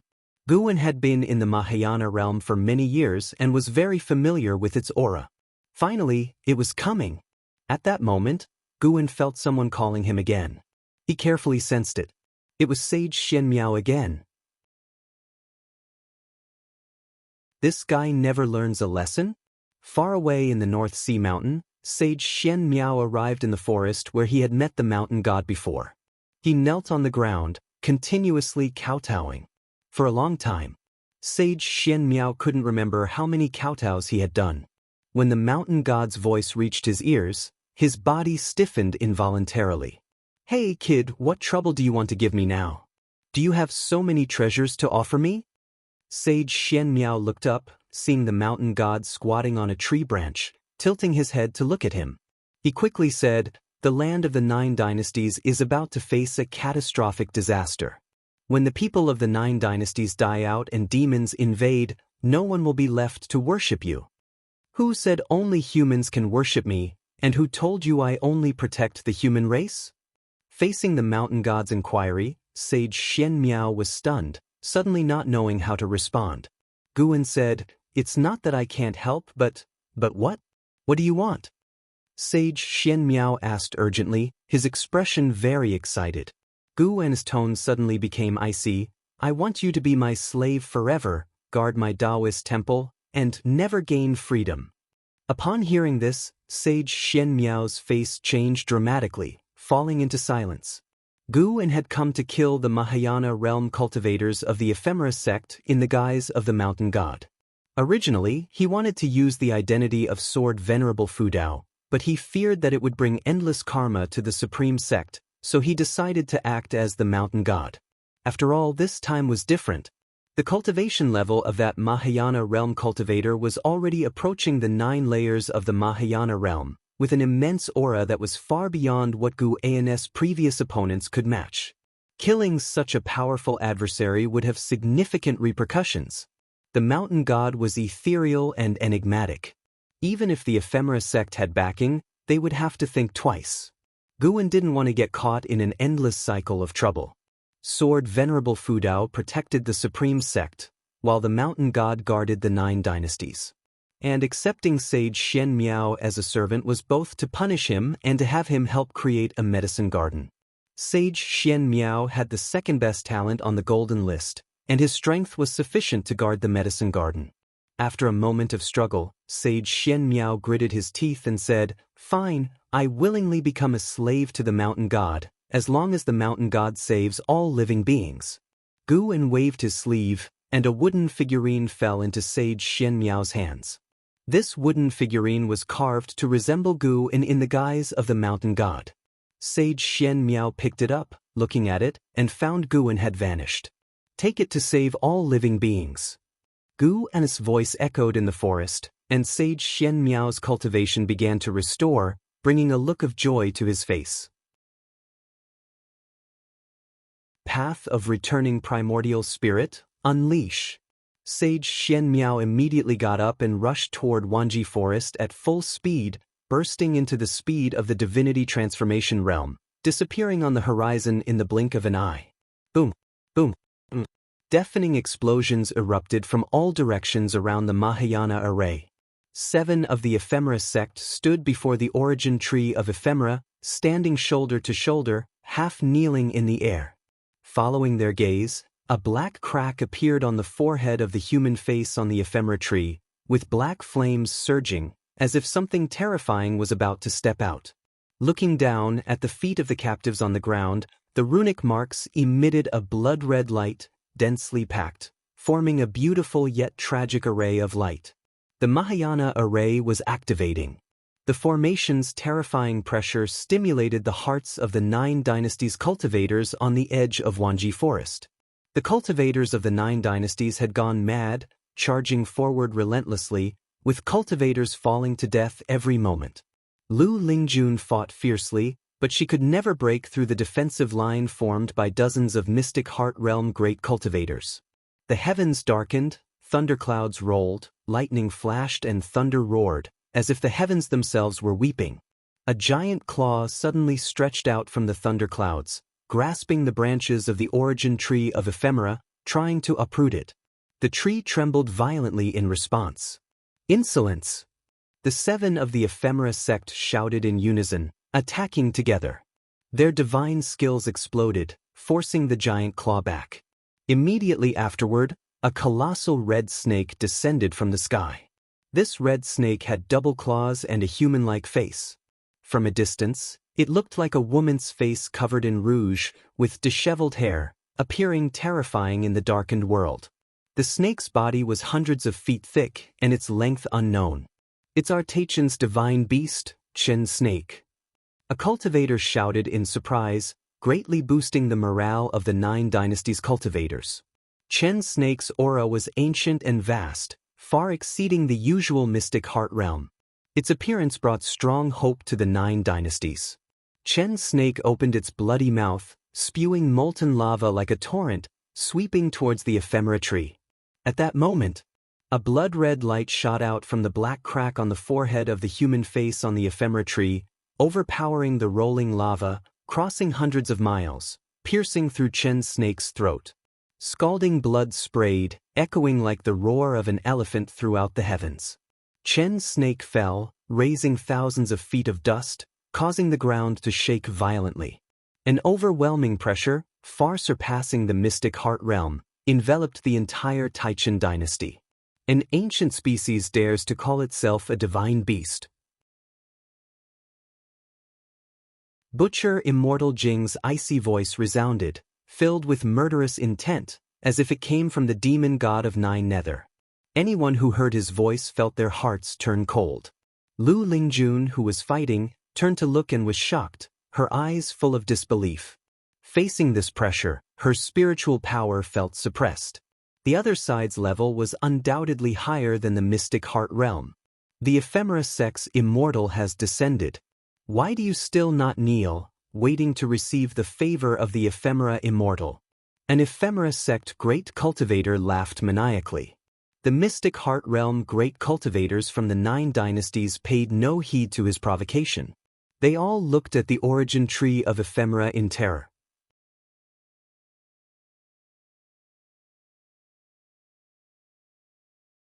Chapter 146 Heaven Opens Its Eyes. The Power of Heaven and Earth. What realm is this? Under the thundering clouds, LV Baton stood on his magic artifact, filled with fear as he gazed at the origin tree of ephemera, murmuring to himself. Even he, at the 9th layer of the unification realm, felt this way, not to mention those with a lower cultivation level. The Supreme Sect disciples below felt as if they were being crushed by 1,000 weights. They began to descend, forcing their formation to break. What are we facing? Impossible? Impossible? Could the ephemera sect truly have an immortal? What should we do? Is there really no hope? We still have the sword Venerable Fudao. If he arrives, there might be a glimmer of hope. While the disciples of the Supreme Sect clung to a sliver of hope, the other sects had plunged into utter despair. Taoist Tianshu from the Three Pure Ones Mountains stared at the origin tree of ephemera, his face pale. No matter how he calculated, he couldn't see any chance of hope. No escape from this calamity. Taoist Tianshu murmured to himself, the righteous aura around him beginning to dissipate. As the terrifying aura of Butcher Immortal Jing enveloped the Taichan dynasty, the morale of the cultivators of the Nine Dynasties instantly collapsed. Yet some refused to give up. Great cultivators of the Mystic Heart Realm from the Zhangqian sect continued to fight with their lives, displaying the leadership spirit of the Nine Dynasties' alliance hierarch. And Hao and Wu Ju sped through the air. Their cultivation levels were low, and at the moment, no one stopped them. They swiftly flew into the Wanji forest, intending to rescue those who had become sacrifices. However, as soon as they landed, strands of bloody aura quickly entangled their feet. Before they could react, the runes beneath them burst forth with dazzling blood light, spreading rapidly and sweeping across the Taichin dynasty at an astonishing speed. Every living being within the dynasty's borders, including the great cultivators in the air, was immobilized. Even those great cultivators of the mystic heart realm were suppressed. Though they could still move, their actions were as slow as drifting leaves, making those who wanted to escape feel utterly hopeless. They suddenly felt that the Taichin dynasty was boundless. On a cliff, Li Xiandao, Lv Xian Iluyan, and a group of imposing cultivators were all pinned where they stood. What is this? A cultivator looked at the mysterious bloodline wrapping around his legs, shouting in terror. He tried to struggle but couldn't break free. What made him most desperate was the realization that his control over his own body was slipping away. Lv Xian lowered his head, his eyes filled with astonishment. Li Xiandao gazed into the distance, his expression calm, as if he did not fear this disaster at all. This is the Mahayana array, which requires the power of a Mahayana realm cultivator to activate. Do you know what the Mahayana realm is? Butcher Immortal Jing's voice rang out, chilling the heavens and earth. Li Xuando's eyes began to flicker upon hearing this. Meanwhile, Lu Lingjun was in the air, similarly ensnared by the mysterious bloodlines that had appeared out of nowhere and were impossible to defend against. Beneath her, the white spirit demon emperor wailed, "We're doomed!" Lu Lingjun looked at the origin tree of ephemera and saw a figure stepping out from the black fissure within the tree. It was Butcher Immortal Jing. His black robe flared violently, the cuffs and hems tattered, making his attire resemble black flames. His face, pale as death, broke into a sinister smile, looking down upon the world below. Two vivid marks of evil ghosts on his forehead seemed ready to leap out. Rumble, the ground trembled fiercely, and a blood-colored barrier rose from the Wanji forest, making the sparse trees seem like insignificant weeds. More and more cultivators of the ephemera sect descended, kneeling on the ground, zealously gazing at him. Soared Venerable Fudao of the Supreme Sect, why don't you show yourself? Taoist of Immortality from the Three Pure Ones Mountain, where are you chanting your scriptures? Didn't someone from the Zhangtian sect boast that it wouldn't be difficult to flatten the ephemera sect? Why don't you show yourself? If you don't come, millions of lives will be cast into the six paths, aiding me in becoming immortal. Butcher Immortal Jing's voice echoed again and again, extinguishing the hope in the hearts of the 9 dynasties' cultivators. More and more people fell into despair. In his blood-red eyes, the reflection of ephemeral flowers appeared as the human face on the origin tree of ephemera opened its mouth, spitting out a giant ephemeral flower that flew to his feet, carrying him upward. As he ascended, everyone within the Taichin dynasty felt their vitality being drained, further deepening their despair. Far in the Mystic Valley, Guwen felt a chill in his heart. This guy's aura is so strong. It feels like his realm is almost comparable to the 9th layer of the Mahayana realm. Fortunately, I broke through ahead of time, and even to the 9th layer of the Nirvana realm.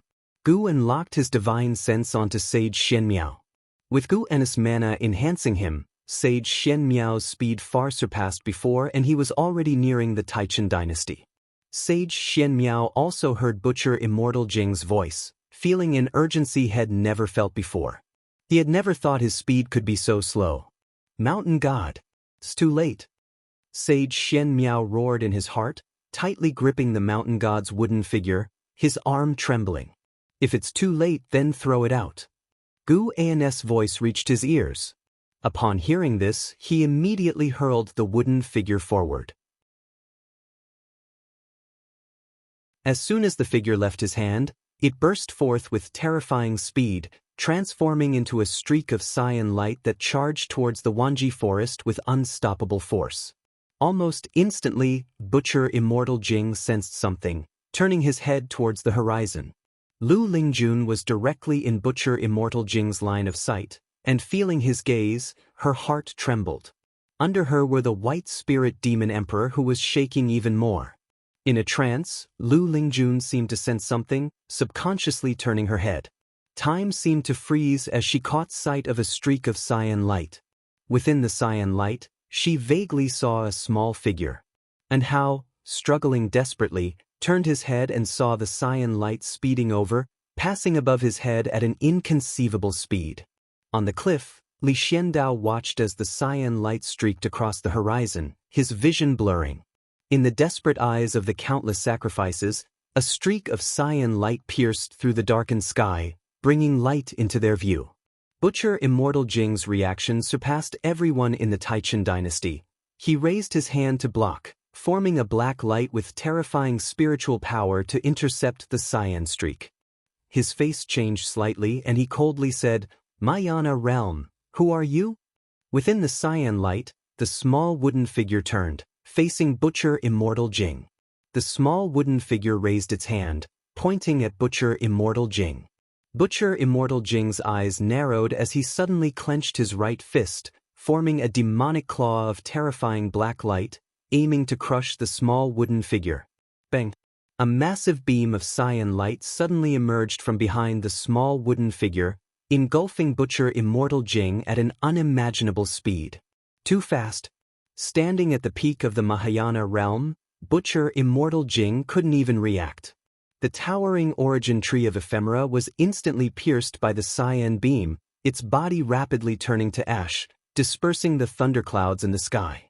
The bright sky suddenly burst into view, causing countless people to subconsciously close their eyes. The cyan light around the small wooden figure dissipated. Silence fell over the world.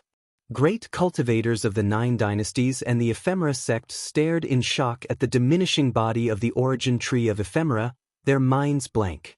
The small wooden figure turned, its body trembling slightly. In an instant, the sound of thunder exploded. The ground shattered, countless trees shot up, rushing towards the cultivators of the ephemera sect with mad speed. The great cultivators of the mystic heart realm instinctively tried to flee, but were swiftly entangled by the trees. Beyond the Mahayana array, endless trees rose, forming walls on all sides. The ephemera sect cultivators within the formation saw their faces change dramatically, leaping up to try to escape over the walls, but were immediately entangled by vines and pulled into the trees. "No, what is this? Who? Sect hierarch, save me! Spare me! Spare me!" Countless screams and cries erupted, plunging the earth into despair. The 9 dynasties cultivators scrambled to dodge, but soon realized that the vines and trees bypassed them, targeting only the ephemera sect cultivators. Taoist Tianshu of the 3 Pure Ones mountain hovered in the sky, overlooking the earth. Dust rose like an ocean, boundless, as if covering the entire mortal world. The trees twisted like azure dragons, mysterious and grand, shattering this mystic heart realm great cultivator's perception and cognition. He could not imagine such mighty power. It was as if heaven and earth were punishing the ephemera sect.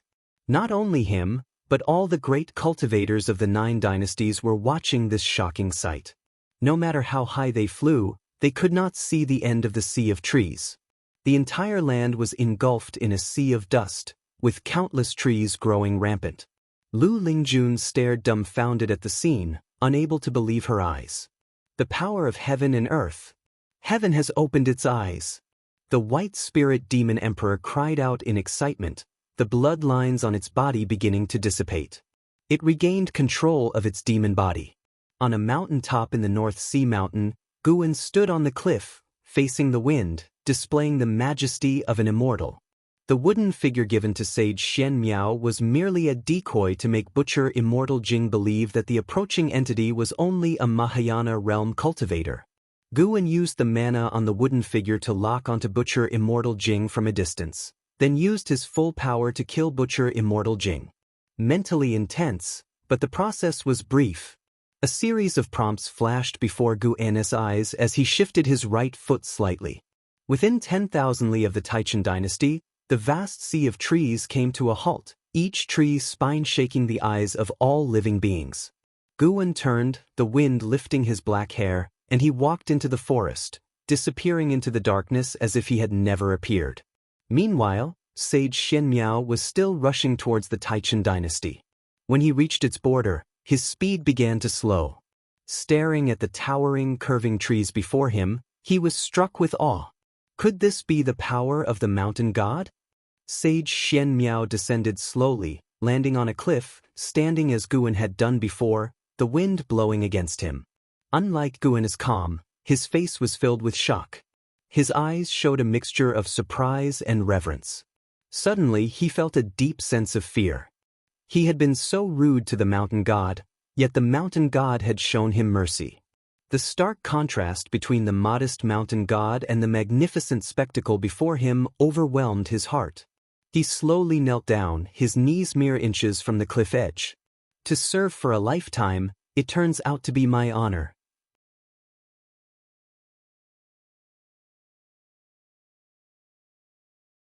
Chapter 147 Mountain God Legend. Establishing temples everywhere under the sunlight, the vast dust waves between heaven and earth lingered for a long time.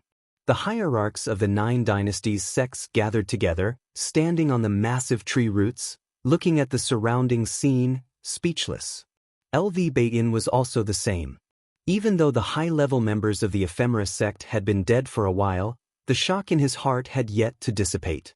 They had battled for so long without breaking through the Ephemera sect's defenses, but in mere moments, the hierarch and the great cultivators of the mystic heart realm were all dead? What on earth had happened? Those standing at the top of the 9 dynasties' immortal cultivation world all felt complex and uneasy at that moment. Surviving this catastrophe brought them joy, but upon calming down, they felt fear. If the mysterious power that annihilated the Ephemera sect so easily could destroy them just as effortlessly? The Tsangtian sect's sect leader, Liang Tsunghai, looked at Taoist Tianshu of the 3 Pure Ones mountain and asked, "Taoist friend Tianshu, do you know what power this is?" Everyone looked at Taoist Tianshu, their eyes filled with hope. Being the oldest sect among the 9 dynasties, 3 Pure Ones mountain's understanding of the world far surpassed theirs. Taoist Tianshu's expression was complex. He took a deep breath and said, "Poor Taoist also does not know what existence acted, but perhaps heaven and earth are punishing the Ephemera sect." Heaven and earth? The faces of the hierarchs changed unpredictably. The sect leader of the Jueshan sect from the Taizong dynasty, Zhong Wujin, looked into the distance and sighed. If heaven and earth have a spirit, why did it wait for so many deaths before acting? Looking in the direction of his gaze, the disciples of various sects were escorting captives turned sacrificial victims. Their figures were as numerous as the stars, yet appeared so insignificant amidst the sea of trees. No one answered Zhong Wujin's question. This battle shattered their pride. Having witnessed such terrifying power, they realized that the unification realm was nothing, and the mystic heart realm was merely slightly stronger ants. The great cultivators of the mystic heart realm from the Ephemera sect died without any resistance. They could never forget the despair on those cultivators' faces before they died. It was the mountain god. The mountain god acted.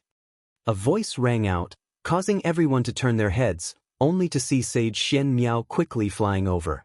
LV Bayin recognized this person, the second on the golden list, the only one who forced and how to go all out. Sage Xianmiao flew swiftly and landed in front of Taoist Tianshu, raising his hand in salute. An old Taoist from 3 Pure Ones mountain quickly asked, "Xianmiao, which mountain god?" "What do you know?" Sage Xianmiao took a deep breath and looked at the hierarchs, saying, "The one who annihilated the Ephemera sect was the mountain god. The mountain god hides deep in the mountains, hard to trace. I was fortunate to have encountered it. Earlier, the mountain god gave me a wooden figure, telling me to use it to save the world. All of this was caused by that wooden figure." As he spoke of this, his face was full of reverence. The hierarchs all started questioning, making the area noisy. Liang Tsunghai seemed to recall something and immediately waved his hand towards the distance. Soon, a cultivator flew over, holding a wooden figure.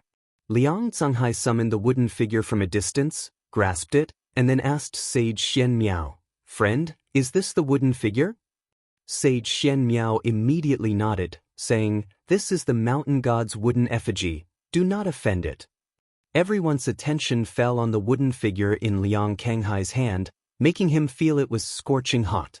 Some still doubted Sage Xian Miao's words, then Taoist Tianshu suddenly cast a spell, immobilizing Sage Xian Miao, and waved his horsetail whisk across his forehead, drawing out a vision. Everyone saw Sage Xian Miao kneeling in the woods. Before him on a branch squatted a little white-clothed figure. Seeing this white-clothed figure, Liang Canghai was so frightened that he dropped the wooden figure. Identical. This mountain god was so small, yet it made the people present believe it indeed was the mountain god. The 9 Dynasties land is about to face utter disaster. Once all the people of the 9 Dynasties die and demons invade, no one will be left to worship you. Who said only humans can worship me, and who told you I only protect the human race? If you want me to act, it's not impossible, but what? What do you want? I want you to be my slave for all eternity, to serve my shrine, to guard it forever, never to be free. Listening to the mountain god's words, everyone's spine tingled with cold. The previous conversation left them puzzled about the mountain god's intentions, but the last words made them feel the mountain god's terrifying, unpredictable nature. Trading with immortals and gods came with a heavy price. In the tense weight of everyone, in the vision, Sage Xian Miao looked up and said words that shocked everyone's hearts. "All right, I willingly become the mountain god's slave. Just ask the mountain god to save the world. Take it and save the world." The mountain god threw Sage Xian Miao a wooden figure. Then Sage Xian Miao stood up, saluted, and left with the figure. The vision abruptly ended here. Taoist Tiantius' expression changed slightly, suddenly spewing a mouthful of reverse blood, his face turning pale. Sage Xian Miao regained his movement and frowned at Taoist Tianshu. The other hierarchs looked at Sage Xian Miao with complex expressions. Sage Xian Miao's spirit of sacrificing himself for the people made them deeply admire him, truly worthy of being the sole disciple of the Taiching lineage from the 3 Pure Ones mountain. Knowing the mountain god's existence made them feel relieved. Compared to the so-called power of heaven and earth, the mountain god was more reassuring. Moreover, from the mountain god's words, it seemed he didn't care much about the mortal world. The mountain god cannot be inferred or speculated. Supported by his fellow disciples, Taoist Tianshu said these words. Liang Canghai took a deep breath and said, "Everyone, we must not offend the mountain god, to avoid bringing great disaster to the 9 Dynasties land, but we must also remember the mountain god's merit. Everyone should recall the mountain god's image, and after returning, erect statues and shrines in their sects, and spread the mountain god's virtue across the land." These words were immediately agreed upon by all the hierarchs.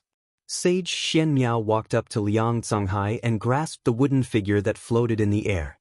He turned to the people of the 3 Pure Ones mountain, raised his hand in salute, and said, "Elders and uncles, tell my master after you return that I am no longer the Taiching heir of the 3 Pure Ones mountain, and I will not be returning. Please, forgive my waywardness." Taoist Tianshu and the other Taoists of the 3 Pure Ones mountain all sighed but did not stop him. A person without faith cannot stand. Serving the mountain god may not necessarily be a punishment. Xian Miao, no matter what happens in the 3 Pure Ones mountain in the future, you must not disobey the mountain god's will, understand? Taoist Tianshu said earnestly. Sage Xian Miao nodded, then turned and left. Some of the hierarchs' eyes flashed with hesitation about whether to send someone to follow Sage Xian Miao, but looking at the terrifying scene around them, they ultimately gave up. At least for now, it's better not to provoke the mountain god. In the distance, Lu Lingjun stood on a giant tree. The white spirit demon emperor shrunk and coiled on her shoulder. Mountain god, as expected of the great heavenly spirit land, there truly are immortals. The white spirit demon emperor said excitedly. They had seen the hierarchs' discussion from afar and even saw the vision that Taoist Tianshu projected.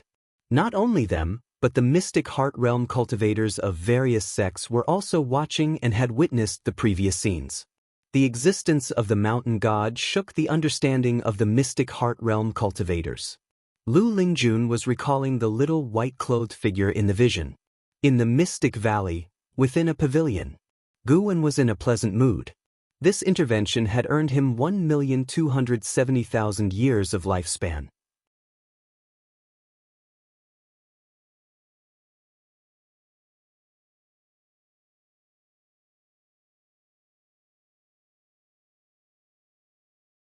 Chapter 148 Exploding Lifespan. Within a month, thanks to the ephemera, Guwen reaped 1.7 million years of lifespan. Most of this was harvested in the first half of the month. As time went on, it became increasingly difficult to seize lifespans. More ephemera withered directly after he picked them, which intrigued him. It was as if some force was drawing away the vitality of these ephemera prematurely. Although he did not know the reason, Guwen felt satisfied. Thanks to the ephemera sect, he saved 20 years of effort, extending his life to 4.39 million years. After the fall of the ephemera sect, the lands of the 9 dynasties erupted in celebration. Various versions of the story spread among the people. The ephemera sect became known as the most terrifying sect in the world, while the mountain god became a revered faith among the folk. On this day, in a forest in the North Sea mountain range, sage Xian Miao knelt on the ground, his expression devout. Suddenly, he heard a voice and showed a look of joy, then walked in another direction. After 2 hours, sage Xian Miao stopped. He stood on a hillside, gazing out at the sparkling North Sea. "Build a temple for me here, and open up a medicine field to plant herbs for me." Gu's voice sounded in sage Xian Miao's ear. Sage Xian Miao immediately agreed. He was very excited about the life of serving to come. Just like that, a day and a night passed. At dawn, Guwen appeared as a little figure dressed in white on sage Xian Miao's shoulder. Sage Xian Miao was meditating on the steps in front of the temple, eyes closed in cultivation. Guwen surveyed the temple that sage Xian Miao had built. It was decent, not magnificent but not shabby either. The courtyard walls were made of stone, as was the temple, with redwood beams and pillars, and red tiles lining the eaves. Nestled in the forest halfway up the mountain, it appeared faintly visible. A great cauldron in the courtyard burned incense, with wisps of smoke curling upwards, giving it the feel of an immortal's abode. Overall, sage Xian Miao had put in a lot of effort, successfully pleasing him. Guwen said, "The inscription on the plaque is not good. Mountain God Temple is too generic. There may be other mountain gods besides me in this world." Sage Xian Miao's eyes snapped open, and he instinctively turned to look, seeing the mountain god standing on his shoulder. His body instantly stiffened, not daring to move.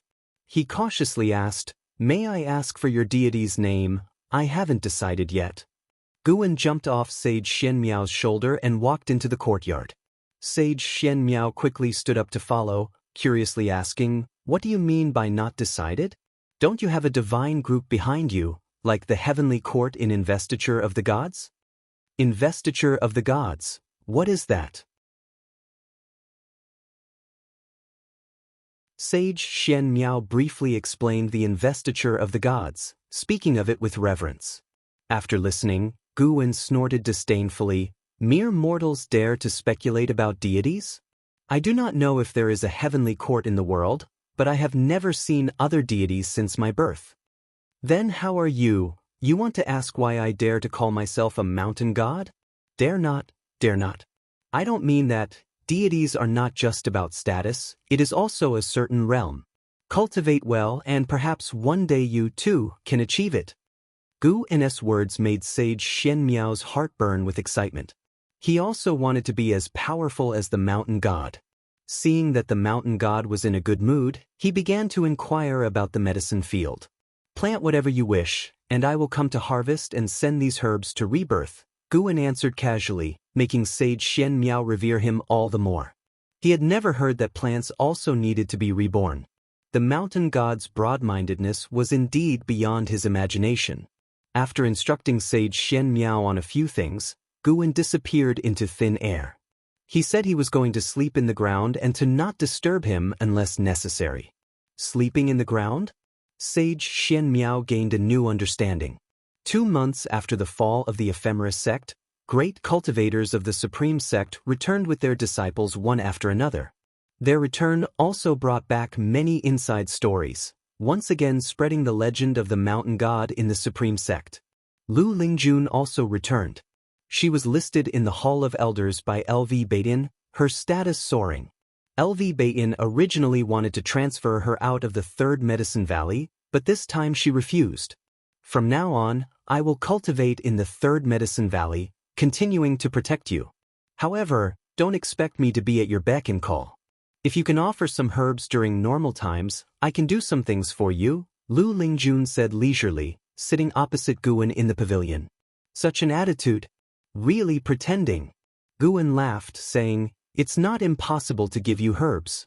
Actually, you can buy seeds, and it'll help you plant them. The yield will be all yours. It's a simple matter for me. With you guarding the Third Medicine Valley, I can be at ease."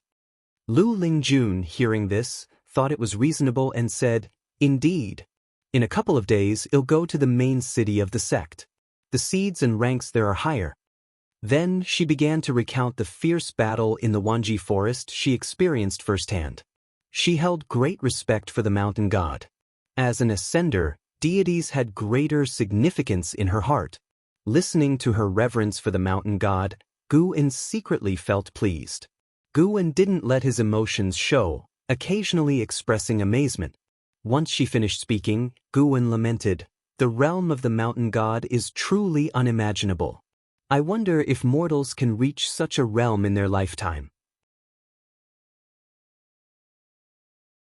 Lu Lingjun seriously said, "Perhaps it is very difficult, but since we have embarked on the path of immortal cultivation, we must strive for this goal, even if we die without regret." Guan noticed that her lifespan had reached its limit, which is 3,700 years. She still had nearly 1,700 years left. He wondered if she could defy the heavens and reach the nirvana realm in the remaining years.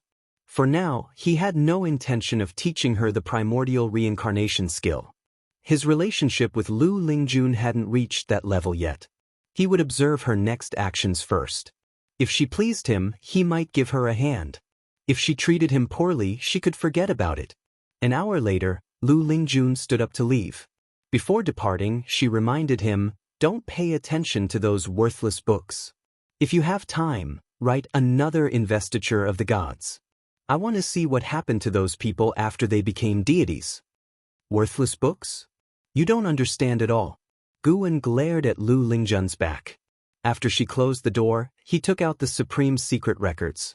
This was the last volume of the Supreme Secret Records. After reading it, he planned to burn it. He opened the first page and began to savor it. Shen Zhen's writing style had changed. The final volume had a melancholic tone, unlike the previous boldness. "Nice, I like it." As a melancholic person himself, Guan decided not to burn the Supreme Secret Records. Watching the male protagonist and his soulmate expressing their feelings during a farewell, releasing years of emotional conflict, next came the illustrations Guan usually despised. He decided to take a careful look to see if Shinjin's drawing skills had any flaws. As the new year arrived, Guan participated in the spring festival celebrations in the Third Medicine Valley and the Mystic Valley. Late at night, he arrived at Nianchu Cave in the Heavenly Phoenix Mountain. He brought fine wine and delicacies to Tian Yaoer, intending to celebrate the festival together. Apart from tending to the herbs, Tian Yaoer spent her time cultivating. Life was quite dull, so every time Guan visited, he would bring her various delicacies. This was Tian Yaoer's first time drinking wine. She held the jar and was choked by the first sip. This was spiritual wine. Even core formation cultivators would get drunk if they drank too much. Although intoxicated, this wine could boost cultivation, making it an excellent aid for cultivation. Tian Yaoer's delicate face turned visibly red, and Guan reminded her, "If you can't handle it, don't rush. Save it for later. You'll get used to it after a few drinks." A demon getting flushed from drinking wine? This was unexpected for Guan. Tian Yaoer shook her head and said, "I can drink. Why wouldn't I be able to drink?"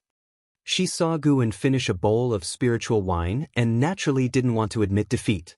Moreover, despite the heat it induced, she found the sensation quite pleasant and wanted to drink more. Guan was about to speak when he suddenly sensed something. He stood up saying, "You eat some meat first. He'll be back." As his words fell, he disappeared from where he stood. Tian Yaoer picked up the wine jar again, licked her lips, and took another sip. This time, she forced herself to endure the nasal sting and continued drinking. Under the dark night, amidst the continuous mountains, a rising and falling ridge appeared. On closer inspection, it turned out to be a giant snake with human features and legs. It was Chen's snake, who had previously appeared in the Wanji forest. Chen's snake was covered in blood, its breath weak, and its breathing sounded like muffled thunder. Around it, demon fog churned, with faint ghostly shadows approaching. Chen's snake's lively eyes were extremely fatigued, ready to close at any moment. Such powerful chi blood, an ancient species. A chilling laughter sounded, startling Chen's snake.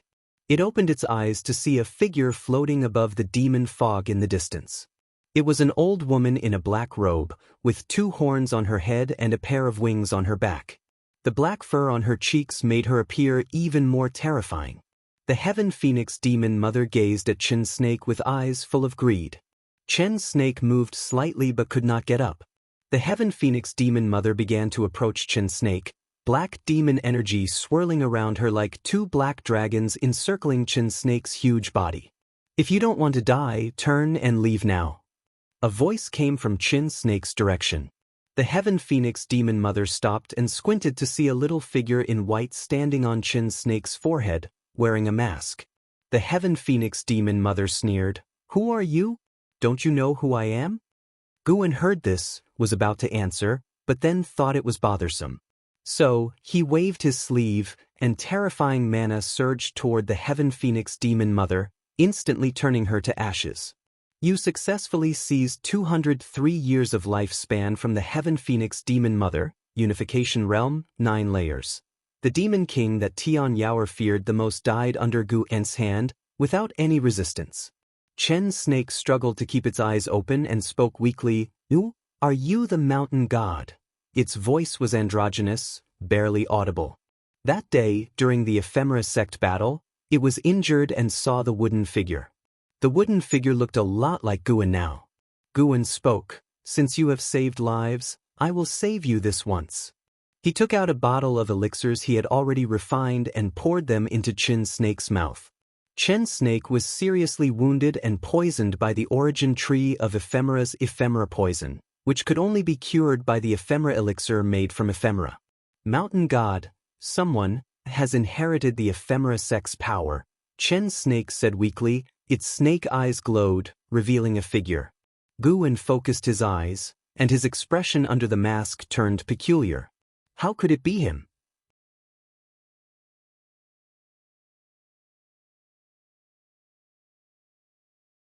Chapter 149 Unify the Universe. Conquer the demons together. Li Xiandao. How did this guy inherit the power of the ephemera sect? Guan asked, "Inherit power? What kind of power does the ephemera sect have to inherit?" Chen's snake answered with difficulty, "The ephemera flowers spread all over the world absorb spiritual energy for the spirit of ephemera, which is also an ancient species. It can absorb the spiritual energy of the world through the ephemera flowers. Once it is merged with a living being, all the ephemera flowers will lose their vitality, leaving only the husks." The figure in its eyes was Li Xiandao, whose true form was revealed.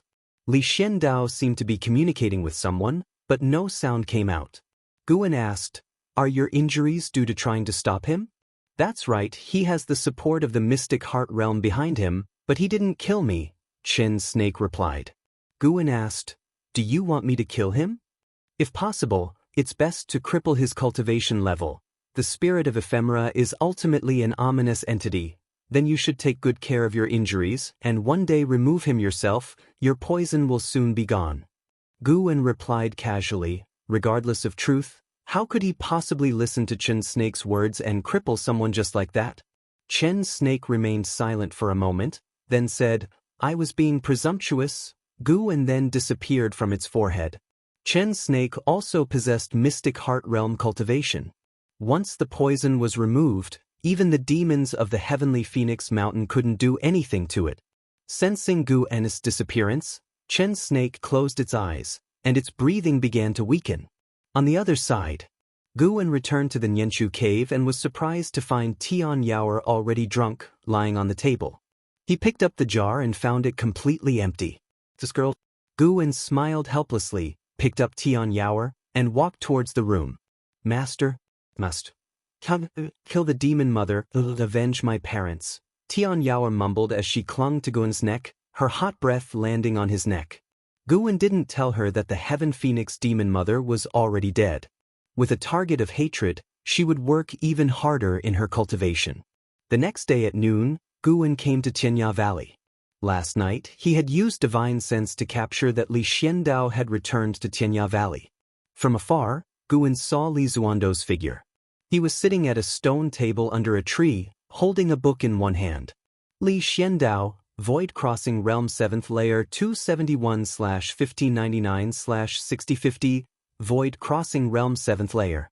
His cultivation level had increased again. The most crucial thing was that his extreme lifespan had doubled. Guen remembered that his extreme lifespan was just over 3,000 years. Is the spirit of ephemera so powerful? Guen suddenly felt that Li Xiandao was truly remarkable. Those with higher extreme lifespans than him didn't cultivate as quickly as he did. Even in-house cultivation speed might not be as quick as his. The most critical factor was that no one knew Li Zuando's true cultivation level. He had cultivated a special miracle skill, and his apparent cultivation level was now at the Core Formation Realm 1st Layer. Disguising Void Crossing Realm 7th Layer as Core Formation Realm 1st Layer, how crafty! Guen thought as he walked towards Li Xiandao. Greetings, uncle. Guen came before Li Xiandao and saluted. Li Xiandao put down the investiture of the gods in his hand and smiled. Guen, you finally came. I have prepared a superior golden elixir for you. The original owner of this golden elixir was a first-rate genius. When your cultivation level reaches the 9th layer of the Foundation Establishment Realm, you'll have a great cultivator help you achieve the Core Formation Realm. Upon hearing this, Guen quickly thanked him.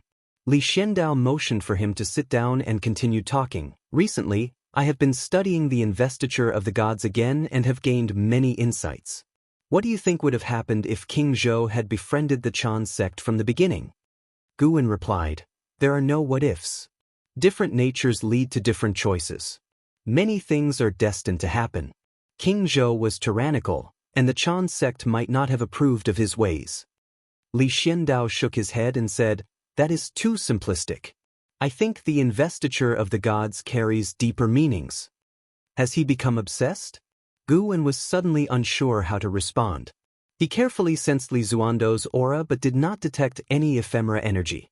He became intensely curious about Li Zuando's cultivation technique. His intuition told him that Li Zuando's technique was extremely powerful, possibly even stronger than LV Baishan's defying fate divine skill. Li Xiandao not only recruited talents everywhere but had the support of the mystic heart realm behind him. Guen was very curious about how he managed it. Did he attract noble families with benefits, or did he apprentice under a high master? It was most likely the latter. Otherwise, how could a mystic heart realm great cultivator take an interest in an emperor? Li Xiandao began to speak about his understanding of the investiture of the gods, becoming more and more mysterious and even analyzing the motives of its characters. Guen noticed that Yi Luyun and LV Xian had not returned. LV Xian previously had the remnant soul of the evil emperor of the ephemera sect. He suspected that Li Zuando's acquisition of the spirit of ephemera was related to LV Xian. After a long conversation, Li Xiandao reluctantly ended it and then let Guen go to pick medicinal herbs. After Guen finished his tasks, he came to bid farewell to Li Xiandao. Before leaving, he curiously asked, Uncle, what is your purpose this time? Li Xiandao looked at his book and casually said, I am waiting for the venerable pavilion of the Supreme Sect to come to me. Venerable Pavilion? Guan became even more curious. Had Li Xiandao already attracted one of the three major families? He did not continue to ask. He let these people fight as long as it did not affect him. With his current cultivation level, if not invincible in the continent, at least in the 9 dynasties, no one could threaten him. His curiosity stemmed more from a spectator mentality. Standing on high, watching these people struggle, it indeed had a certain interest. After peace returned to the world, Guan's life resumed as usual. He traveled between various medicine valleys, occasionally visiting the outer sect city, chatting with friends in the city. To him, every day was interesting and not boring. In the blink of an eye, 5 years had passed. That summer, Guan turned 79. His lifespan had broken through 5 million years, inching closer to 10 million years. The mystic heart realm was no longer a secret. At least in the inner sect city, there were even people discussing the stories of great cultivators in the mystic heart realm. That day, Guan came to the inner sect city and invited Wu Ju to a tavern for a drink. Wu Ju was very pleased with his visit. After each had drunk a jar of wine, Wu Ju said, "Brother Gu, next month, I have to leave. I probably won't come back for 10 years. Over the years, Wu Ju's extreme lifespan had not increased, possibly due to the tranquility of his days. Guan curiously asked, "Where are you going?" Wu Ju replied, "The current emperor has called for uniting the 9 dynasties and gathering the power of the world to resist the great demon calamity in decades. My master is sending me to support him." Zhou family. 5 years ago, Guan had become curious about which venerable pavilion Li Xiandao met with, so he used his divine sense to spy and discovered that the venerable pavilion was Wu Ju's master, Zhou Yu. After they met, Li Xiandao returned to the court and made a statement that shocked the world. "Unite the universe, jointly fight demons." Such arrogant words had been criticized by the Supreme Sect disciples, yet the events had defied their expectations. To everyone's surprise, the Supreme Sect sent disciples to support the dynasty, acting on behalf of Li Xiandao. This was clearly not LV Baishan's idea. Guan could sense that the atmosphere in the inner sect had become tense. It was worth noting that LV Bain had not come to find Guan in the last 5 years. If he hadn't used his divine sense to check and confirm that LV Bain was alive and well, in seclusion cultivating, he might have thought that LV Bain had been forced into deviation again. "I have a disciple named Jiyen. He joined the army many years ago. If you encounter him, please take good care of him." Guan smiled. Wu Ju patted his chest and smiled, "Of course, no problem."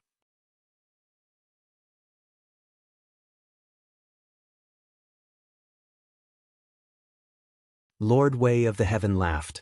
"My young friend, do you know how many people in the 9 dynasties would want to join the 7 stars spirit realm?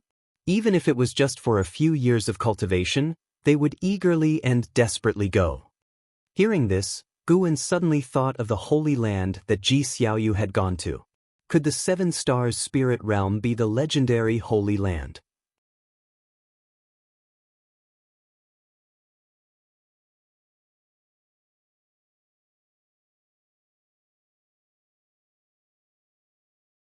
When he arrived at the 3rd floor of the book collection hall, Guan found Su Lu and took out the books he had previously borrowed, then smiled and said, "Elder Su, do you have any more books by Taoist Xuanchuan?" Taoist Xuanchuan was the author of the book Su Lu had lent to Guan. This book was not sold in the book collection hall. It was a book sent back by a friend of Su Lu who had gone overseas. It was said to be very popular. After reading it, Guan found that Taoist Sunshin's writing was indeed excellent. He even saw traces of Green Hero Travelogue in it. Later, he heard from Su Lu that Green Hero got inspiration to write Green Hero Travelogue after reading this book by Taoist Xuanchuan. Su Lu received the books Guan placed on the table and looked up at him, saying, "Brat, you should read in your spare time from cultivation, don't get addicted to it." Guan smiled and said, "I have average talent. No matter how hard I cultivate, it's useless. In this lifetime, I can probably only reach the core formation realm. You know, I am the Valley Master of Medicine Valley. I can improve my cultivation level with elixirs. Why waste time on cultivation? I'd rather enjoy life and cherish the time being alive. Su Lu already knew his destiny, so upon hearing these words he felt they made a lot of sense. Su Lu smiled and said, "Indeed, there is still one book by Taoist Xuanchuan. It's with someone upstairs. Go find him." Guan immediately cupped his hands at him, then turned and walked towards the stairs. There were only two people on the fourth floor. One was Ancestor Kusong, and the other was a great void-crossing realm cultivator. These two did not disturb each other. All the way, Guan came to Ancestor Kusong's side. He was sitting on a chair by the window, holding a book in his hand. Supreme Immortal Venerable. This was a popular novel written by Pannin. Over the years, under the operation of the Supreme Sect, Supreme Immortal Venerable, and the Investiture of the Gods, had spread to the other 8 dynasties and were very popular. The most popular was still Supreme Immortal Venerable, while the Investiture of the Gods was highly recommended by the high levels of various sections. In the world of immortal cultivation, there was a classic saying, "Look at the Investiture of the Gods for high realms, and look at the Supreme Immortal Venerable for low realms." The fact that Ancestor Kusong liked Supreme Immortal Venerable surprised Guan. "Senior, Elder Su recommended me here. May I borrow the book by Taoist Xuanchuan?" Guan asked softly. Ancestor Kusong listened and touched his left hand into his pocket, took out a book, and threw it to him. Guan caught the book, flipped through it briefly, and immediately smiled. Ancestor Kusong suddenly asked, "Guan, have you read the Supreme Immortal Venerable before?" Pan's identity was still a secret in the Supreme Sect, known only to a few, and Ancestor Kusong did not pursue the author's identity.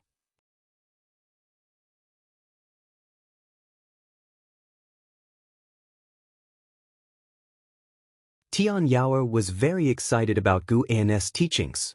This was the first time Guan had taught her a spell.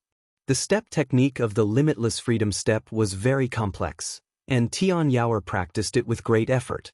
Guan was not in a hurry, since this step technique required years of cultivation to show its effects. If Tian Yaoer could master it after just practicing it once, he would be devastated. 5 years passed. Guan pondered when to help Tian Yaoer form a core. Tian Yaoer used to be like a medicine pot. When they first met, she had already reached the 9th layer of the Foundation Establishment realm, only one step away from the core formation realm. She previously lacked a cultivation technique, but now, with the primordial earth immortal skill, breaking through was no longer a difficult matter. Guan, watching Tian Yaoer's graceful figure, suddenly sensed something and released his divine sense. His divine sense ascended into the sky, overlooking the entire heavenly Phoenix Mountain. He saw a magnificent scene. Countless demons were rushing towards the north like a tidal wave, covering the land and mountains. In the night, demon fog rolled incessantly, unable to conceal the figures of the demons.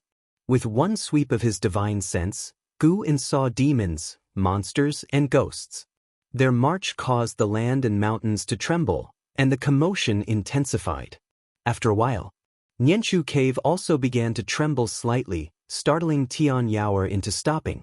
She nervously came to Guan's side, grabbing his arm with both hands, her eyes full of fear. She whispered, "It's happening again." Guan looked down at her and asked, "Why do you say that?" Tian Yaoer answered, "When I was very young, the same thing happened. Many demons went north, even the demon mother went. It was said they were going to meet the demon ancestor." "The demon ancestor? Tell me about it." Guan became interested, pulling Tian Yaoer to sit at the stone table. Tian Yaoer took a deep breath and began to tell the legend of the demon ancestor she had heard. Legend has it that a long time ago, the first demon was born between heaven and earth. He was the demon ancestor. He was born above all beings, and in the long years of feeling lonely, he sprinkled his blood on the earth, allowing the beings of the world to be baptized and then transform into demons. Later, creatures called humans appeared on the earth. They were terrifyingly powerful and slaughtered demons on a large scale. At this point, Tian Yaoer couldn't help but look at Guan nervously, for she already knew that Guan was not a demon, but a human. To demons who had never interacted with humans, humans were terrifying beings. If Guan hadn't saved her, she would have long attempted to escape. Guwen wore a mask, and seeing no reaction from him, Tian Yaoer mustered the courage to continue. That group of foreign cultivators of the human race was extremely powerful.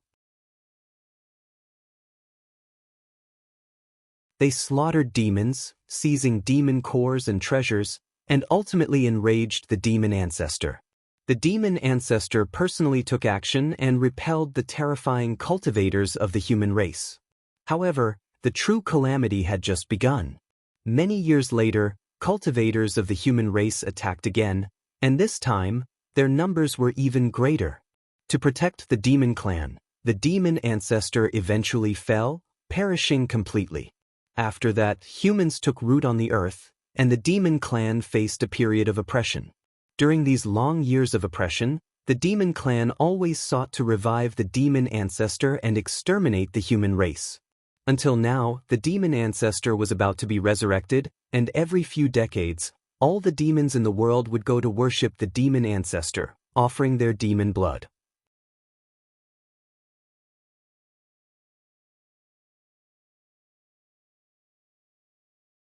Chapter 151, Ridge of 10,000 Demons, Person of Heavenly Destiny. Listening to the legend of the demon ancestor, Guwen felt an odd sensation within.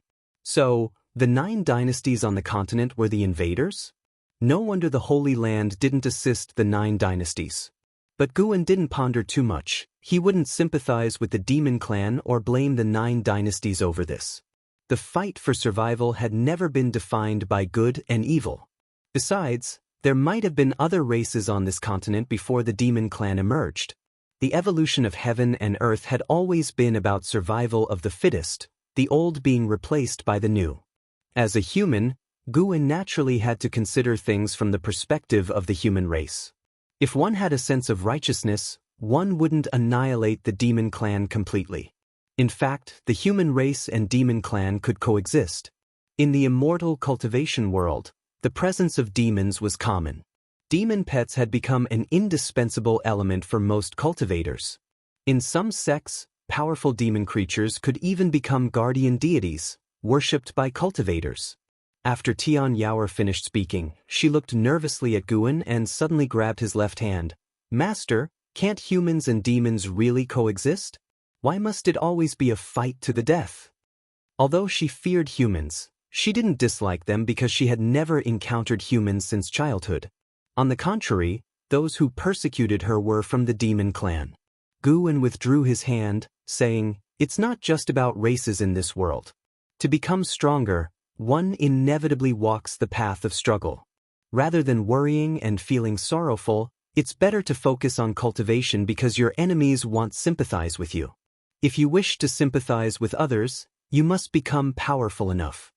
Because of the memories from his past life, aside from the friends he had genuinely bonded with, Guwen viewed the world with a sense of detachment. When the chaos erupted in the Supreme Sect's outer sect, he had etched the word righteousness into his mind, but he didn't feel extreme hatred toward those actions. When the ephemeris sect ravaged the world, he didn't harbor extreme hatred either. He could immerse himself in the mundane world, yet deep within he harbored a kind of solitude. This solitude allowed him to see through everything clearly and kept him from being swayed by his surroundings. After listening to his words, Tian Yaoer nodded earnestly and said, "If the demon ancestor is resurrected and humans are driven away, Master, wherever you go, you must take me with you." Guwen smiled and asked, "Is the demon ancestor really that powerful? Will humans surely be driven away? I once heard the demon mother say that once the demon ancestor is resurrected, this continent will completely become a land of demons and devils." The human cultivators of today simply can't contend with the demon ancestor, Tian Yaoer said with her head tilted. So powerful? Guwen grew even more intrigued by the demon ancestor.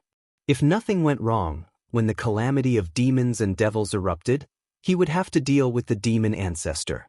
Moreover, Guwen was half skeptical of Tian Yaoer's words. He felt there were more secrets hidden on this continent, not fully explained by this legend. If the continent truly belonged entirely to the demon clan, then where did the devils and ghosts come from? Devils were not just another term for demons. They existed as a separate force. If humans practiced demonic power, they became demon cultivators. If the demon clan practiced demonic power, they became demon devils. Why did demonic power appear? Moreover, Guan sensed that the demon land had an extremely heavy aura of resentment, far surpassing that of the 9 dynasties' lands. In the demon land, human cultivators were rarely seen. It couldn't be said that all of this resentment was caused by human cultivators, right? Then, Guan asked Tian Yaoer to continue cultivating the limitless freedom step, while he used his divine sense to track the roaming demons and devils. Under the night sky, various demons galloped through the mountains and wilderness, and numerous demon birds flew over the hilltops. On closer look, amidst the demons were also shadows of devils and ghosts. The difference between devil shadows and ghost shadows was that these devil shadows emanated demonic chi, like masses of black mist flying by. Guan's divine sense tracked them over a distance of millions of miles, witnessing an ever-increasing number of demons and devils. Along the way, the number of demons and devils reached a level that even made a nirvana realm cultivator like him shiver. If the calamity of demons and devils truly erupted and he didn't intervene, the 9 dynasties' territories would likely be swiftly overrun. Approaching the depths of the demon land, Guan also sensed the aura of mystic heart realm demon devils. These demon devils were not stirred by the tide of demons and still remained in their respective caves. Eventually, Guan's divine sense halted within a cluster of volcanoes. Here, lava spread everywhere, the night sky covered in hot, thick smoke, and some volcanoes continuously erupted, spectacular and terrifying. According to the map provided by Su Lu, this should be the Ridge of 10,000 Demons, deep within the continent. The Ridge of 10,000 Demons had over 10,000 volcanoes, housing countless demon kings, with an uncountable number of demon devils. The author of Chronicles of the World passed through here but dared not delve deeper because the overwhelming demon energy filled him with dread. He learned about the Ridge of 10,000 Demons by capturing and interrogating a demon creature. Guan could feel the aura of thousands of Unification Realm beings and more than 20 Mystic Heart Realm beings, including a Great Ascension Realm presence, here. At this moment, countless demon devils within the Ridge of 10,000 Demons were also rushing northward. Guan didn't continue probing north, not because his divine sense couldn't extend further, but because there were already Great Ascension Realm demon devils here. The demon ancestor was likely beyond the Great Ascension Realm. Reflecting on the legend mentioned by Tian Yaoer, it seemed highly probable. The blood of a Great Ascension being wasn't that extraordinary, but a Nirvana realm being was different. Their essence of life had already transformed, just like Guan's blood was no longer mundane. Guan didn't want to alert the enemy. After all, the calamity of demons wasn't happening tomorrow. He still had time to extend his lifespan. Once his lifespan reached 10 million years, his strength would experience a significant leap. Maintain composure. The advantage was on his side. Guan retracted his divine sense and continued guiding Tian Yaoer in her cultivation. Spring passed, autumn came, and 3 more years went by. One afternoon, the 82-year-old Guan transformed into a small figure clad in white and arrived at the North Sea Mountain to visit Sage Xian Miao. Sage Xian Miao had been left to his own devices. Guan only visited every few months, and Sage Xian Miao had gotten used to it. He spent his days cultivating in the mountain god temple, living quite comfortably. Upon his arrival, Guan noticed there was someone else outside the temple, and it was someone familiar. And how stood side by side with Sage Xian Miao on the edge of a hillside, together overlooking the vast North Sea. It seemed the two shared a good relationship, forged from their unrecognized encounters during the Golden List tournament. And Hao had already broken through to the first layer of the nascent soul realm, and he wasn't yet 50 years old. It looked like Hao had great potential to surpass the breakthrough speed of Li Xiandao. Your cultivation speed is already fast enough. What you need now is to calm your mind, Sage Xian Miao said, his tone rather helpless.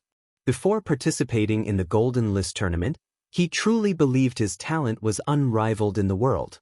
Being defeated by Hao didn't leave him despondent, Rather, he felt fortunate. He was glad to have met An Hao, which allowed him to recognize his own limits early on and thus cultivate better. An Hao stood tall, his arms crossed over his chest, his handsome face with loosely tied long hair, exuding both a free-spirited aura and the demeanor of a prodigy. He chewed on a blade of grass, softly laughing. I don't feel that my cultivation speed is very fast. For some reason, since I started cultivating, I've constantly felt a sense of urgency. If I don't hasten my cultivation, disaster will surely befall me.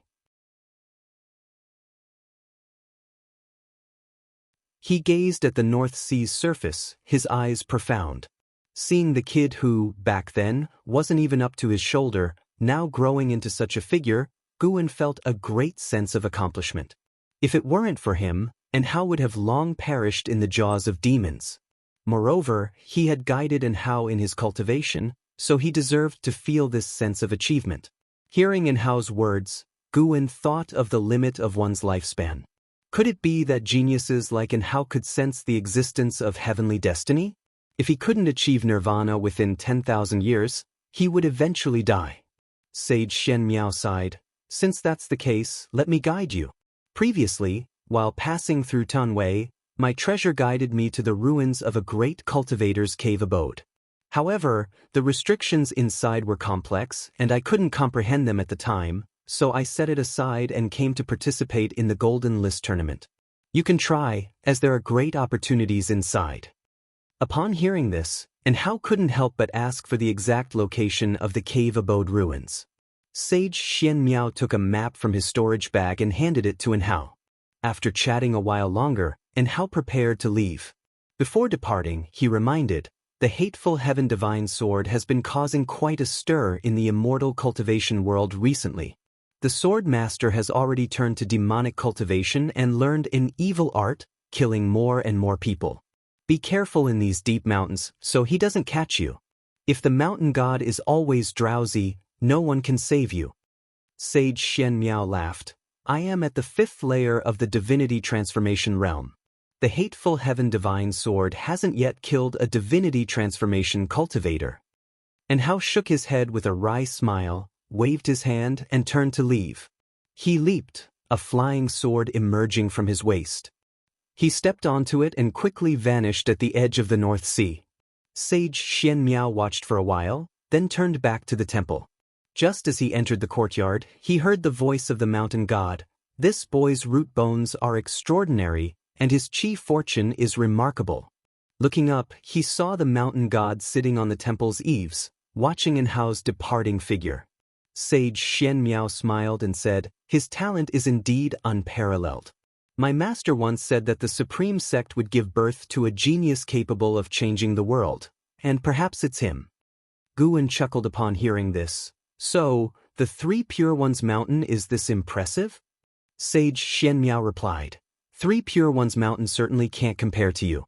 Though the Taoist tradition has existed for over 10,000 years, our masters have mastered some prediction techniques.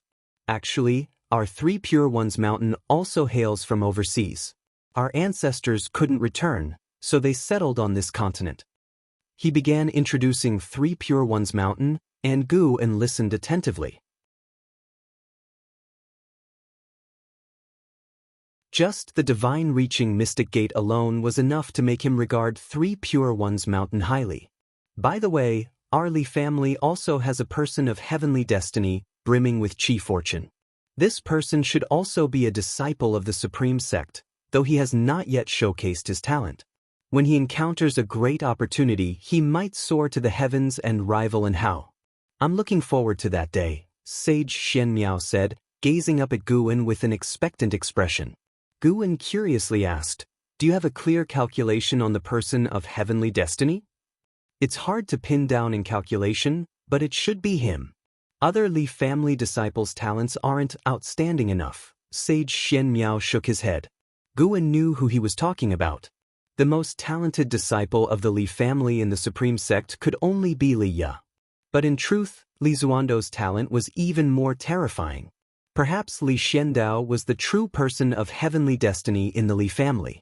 From the current trend, Li Xiandao indeed had the talent to rival An Hao.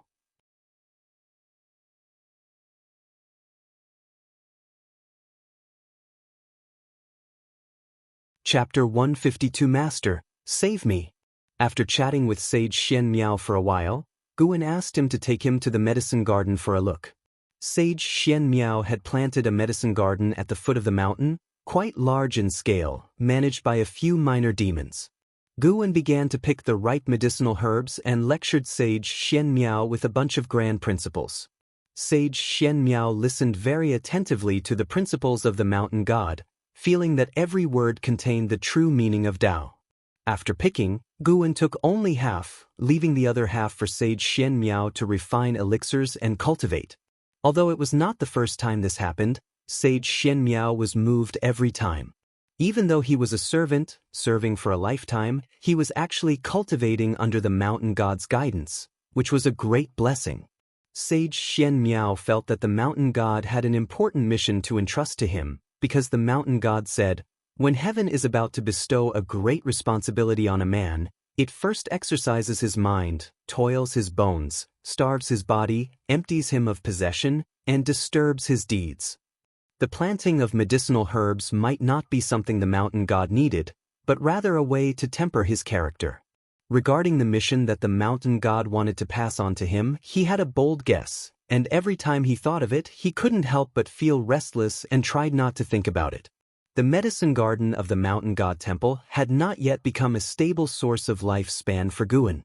He now mainly relied on Mystic Valley, 8 scenic caves, 3rd Medicine Valley, Tianya Valley, and Yanchu Cave. Each year, he could obtain nearly 200,000 years of lifespan, although there were occasional fluctuations. His lifespan had already exceeded 5,600,000 years. If nothing unexpected happened, he would reach 10 million years in 20 years. The great calamity of the demons and monsters was unlikely to erupt within 20 years. According to the predictions within the Supreme Sect, it would take at least 50 years for the great calamity of the demons and monsters to erupt. After returning to Mystic Valley, Guan continued to act as an ordinary disciple. It was worth mentioning that Gu Zong had already promoted Gu into an inner sect disciple, but Guan still preferred to wander around the outer city. He had many friends in the outer sect. He was a nostalgic person. Just like that, another year passed. Summer arrived. Guan was practicing calligraphy in a pavilion in Mystic Valley. While practicing, he was also contemplating the profound formations in the Ziwei Array Chronicles. Lu Jiojia suddenly came to visit Guan. Hearing the knock on the door, Guan let him in. He closed the door, walked to the desk, and said, "Senior brother, I have news about Wuxin." Wuxin was Gu An's junior disciple, a spy from the Thousand Autumn Pavilion. Although Wuxin had left, he had left behind the Taoist expansion skill. Guan did not look up, continuing to stare at the paper, saying, "Let's hear it." Lu Jiojia immediately said, "Due to the chaos in the ephemera sect, the Thousand Autumn Pavilion has disbanded. I originally thought he had perished, but recently I heard that a young monk has appeared under the Emperor's command, calling himself Wuxin. This monk acts ruthlessly. He once slaughtered 9,000 soldiers of the Hanlu dynasty by himself and refined their heads into magic artifacts. This matter has caused a huge sensation in the immortal cultivation world. The Emperor, in his quest to unify the world, employs people without regard for morality. Now he has quite a few demon cultivators and ghost cultivators under his command." After hearing this, Guan sighed at Wuxin's transformation. As for Wuxin's actions, he could not comment. It was worth noting that the immortal cultivation world in the 9 dynasties had tacitly approved of Li Zuando's actions, allowing the dynasties to go to war.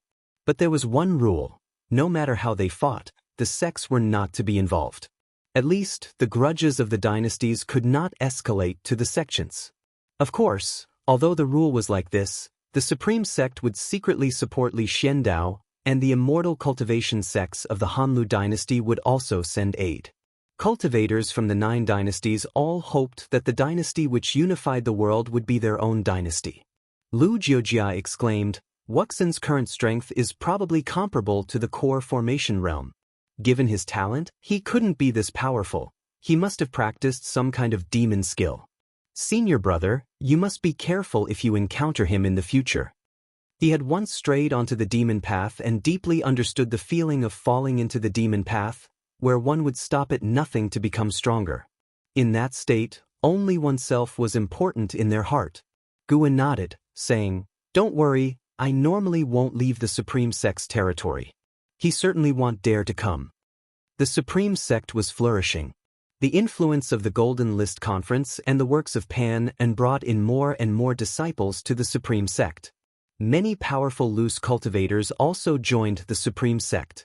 Each passing year saw a significant increase in the Supreme Sect's strength on paper.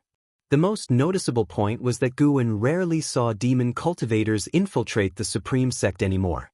After speaking about this matter, Lu Jiojia no longer disturbed Guin. Guin continued practicing calligraphy, thinking that he could showcase his penmanship in the next book. Such beautiful calligraphy should not be hidden for personal admiration. Perhaps I am not a genius in immortal cultivation, but I am definitely a genius in calligraphy. Guin praised himself in his heart, feeling increasingly joyful. At that moment, he suddenly felt someone calling him. He thought it was Sage Xian Miao, but sweeping his divine sense, he realized Sage Xian Miao was meditating. He carefully sensed it and discovered that the call was not from the mountain god. It was, "Master, save me." Under the blue sky and white clouds, hundreds of cultivators floated among the mountains, facing a mountain wall and continuously casting spells. No matter how their spiritual power attacked, they could not shake the mountain wall. Each time it was attacked, the mountain wall would reveal a layer of blue light, blocking all attacks. An elder flew to the side of a purple-robed man who had not taken action, saying in a deep voice, "Your Highness, the restriction here is too strong. Even I, a void-crossing realm cultivator, cannot break it." The purple-robed man was a prince of the Tianwei dynasty, named Xizong, with cultivation in the first layer of the divinity transformation realm. Xizong's expression was indifferent as he spoke. "Continue attacking. Even if we cannot break it, we must frighten that kid. My master will arrive soon. Also, have a group spread out to prevent that kid from escaping. He is the Golden List champion of the Supreme Sect. If he escapes this time, it will be difficult to capture him again. Once he grows stronger, he will be a great trouble for Tianwei." "Yes." The elder accepted the order and left immediately. Meanwhile, inside the mountain wall, through a winding tunnel, in a spacious cave chamber, Enhao was meditating to heal his injuries. Beside him stood a young woman in yellow clothing, richly dressed, with a beautiful face. "Hey, my second brother's master is at the Mystic Heart Realm. He is the Supreme Elder of Candle Sky Peak, the #1 sect of Tianwei. He will get what he wants. I advise you to open the mountain gate, let him in, and apologize. I can plead for mercy on your behalf to my second brother." The young woman in yellow clothing spoke. She was named Si Yenner, a princess of Tianwei. At this moment, she was standing still, speaking only with her mouth, her body stiff. A talisman paper was stuck to her shoulder. Enhao kept his eyes closed, ignoring her. His face was pale. He realized that the situation was critical. He had almost no hope of escaping alive. While healing, he thought of his master. His biggest wish was to see his master. Even knowing that his master was Sword Venerable Fudao, he still did not know his master's true identity. No one in the Supreme Sect knew who Sword Venerable Fudao really was, not even his second master LV Baidin. Because of this, Enhao worked even harder in cultivation. His true master was stronger than the entire Supreme Sect. If he did not cultivate diligently, how could he satisfy his master?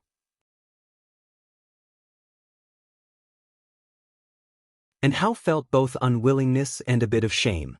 He hoped that in this critical moment, his master would come to save him. Although Xizong had the cultivation of the divinity transformation realm, he could not really harm him. The troublesome thing was that Xizong could call for help, and he brought a group of high-level cultivators. This made Enhao feel very frustrated. He also had backing. If his master were here, he believed that no matter how many people Xizong called, it would be useless. With Si Yenner's incessant nagging, his mind was in disarray. Unable to help it, he opened his eyes, glared at Si Yenner, and cursed, "If you keep talking, be careful I don't strip you and have my way with you before I die."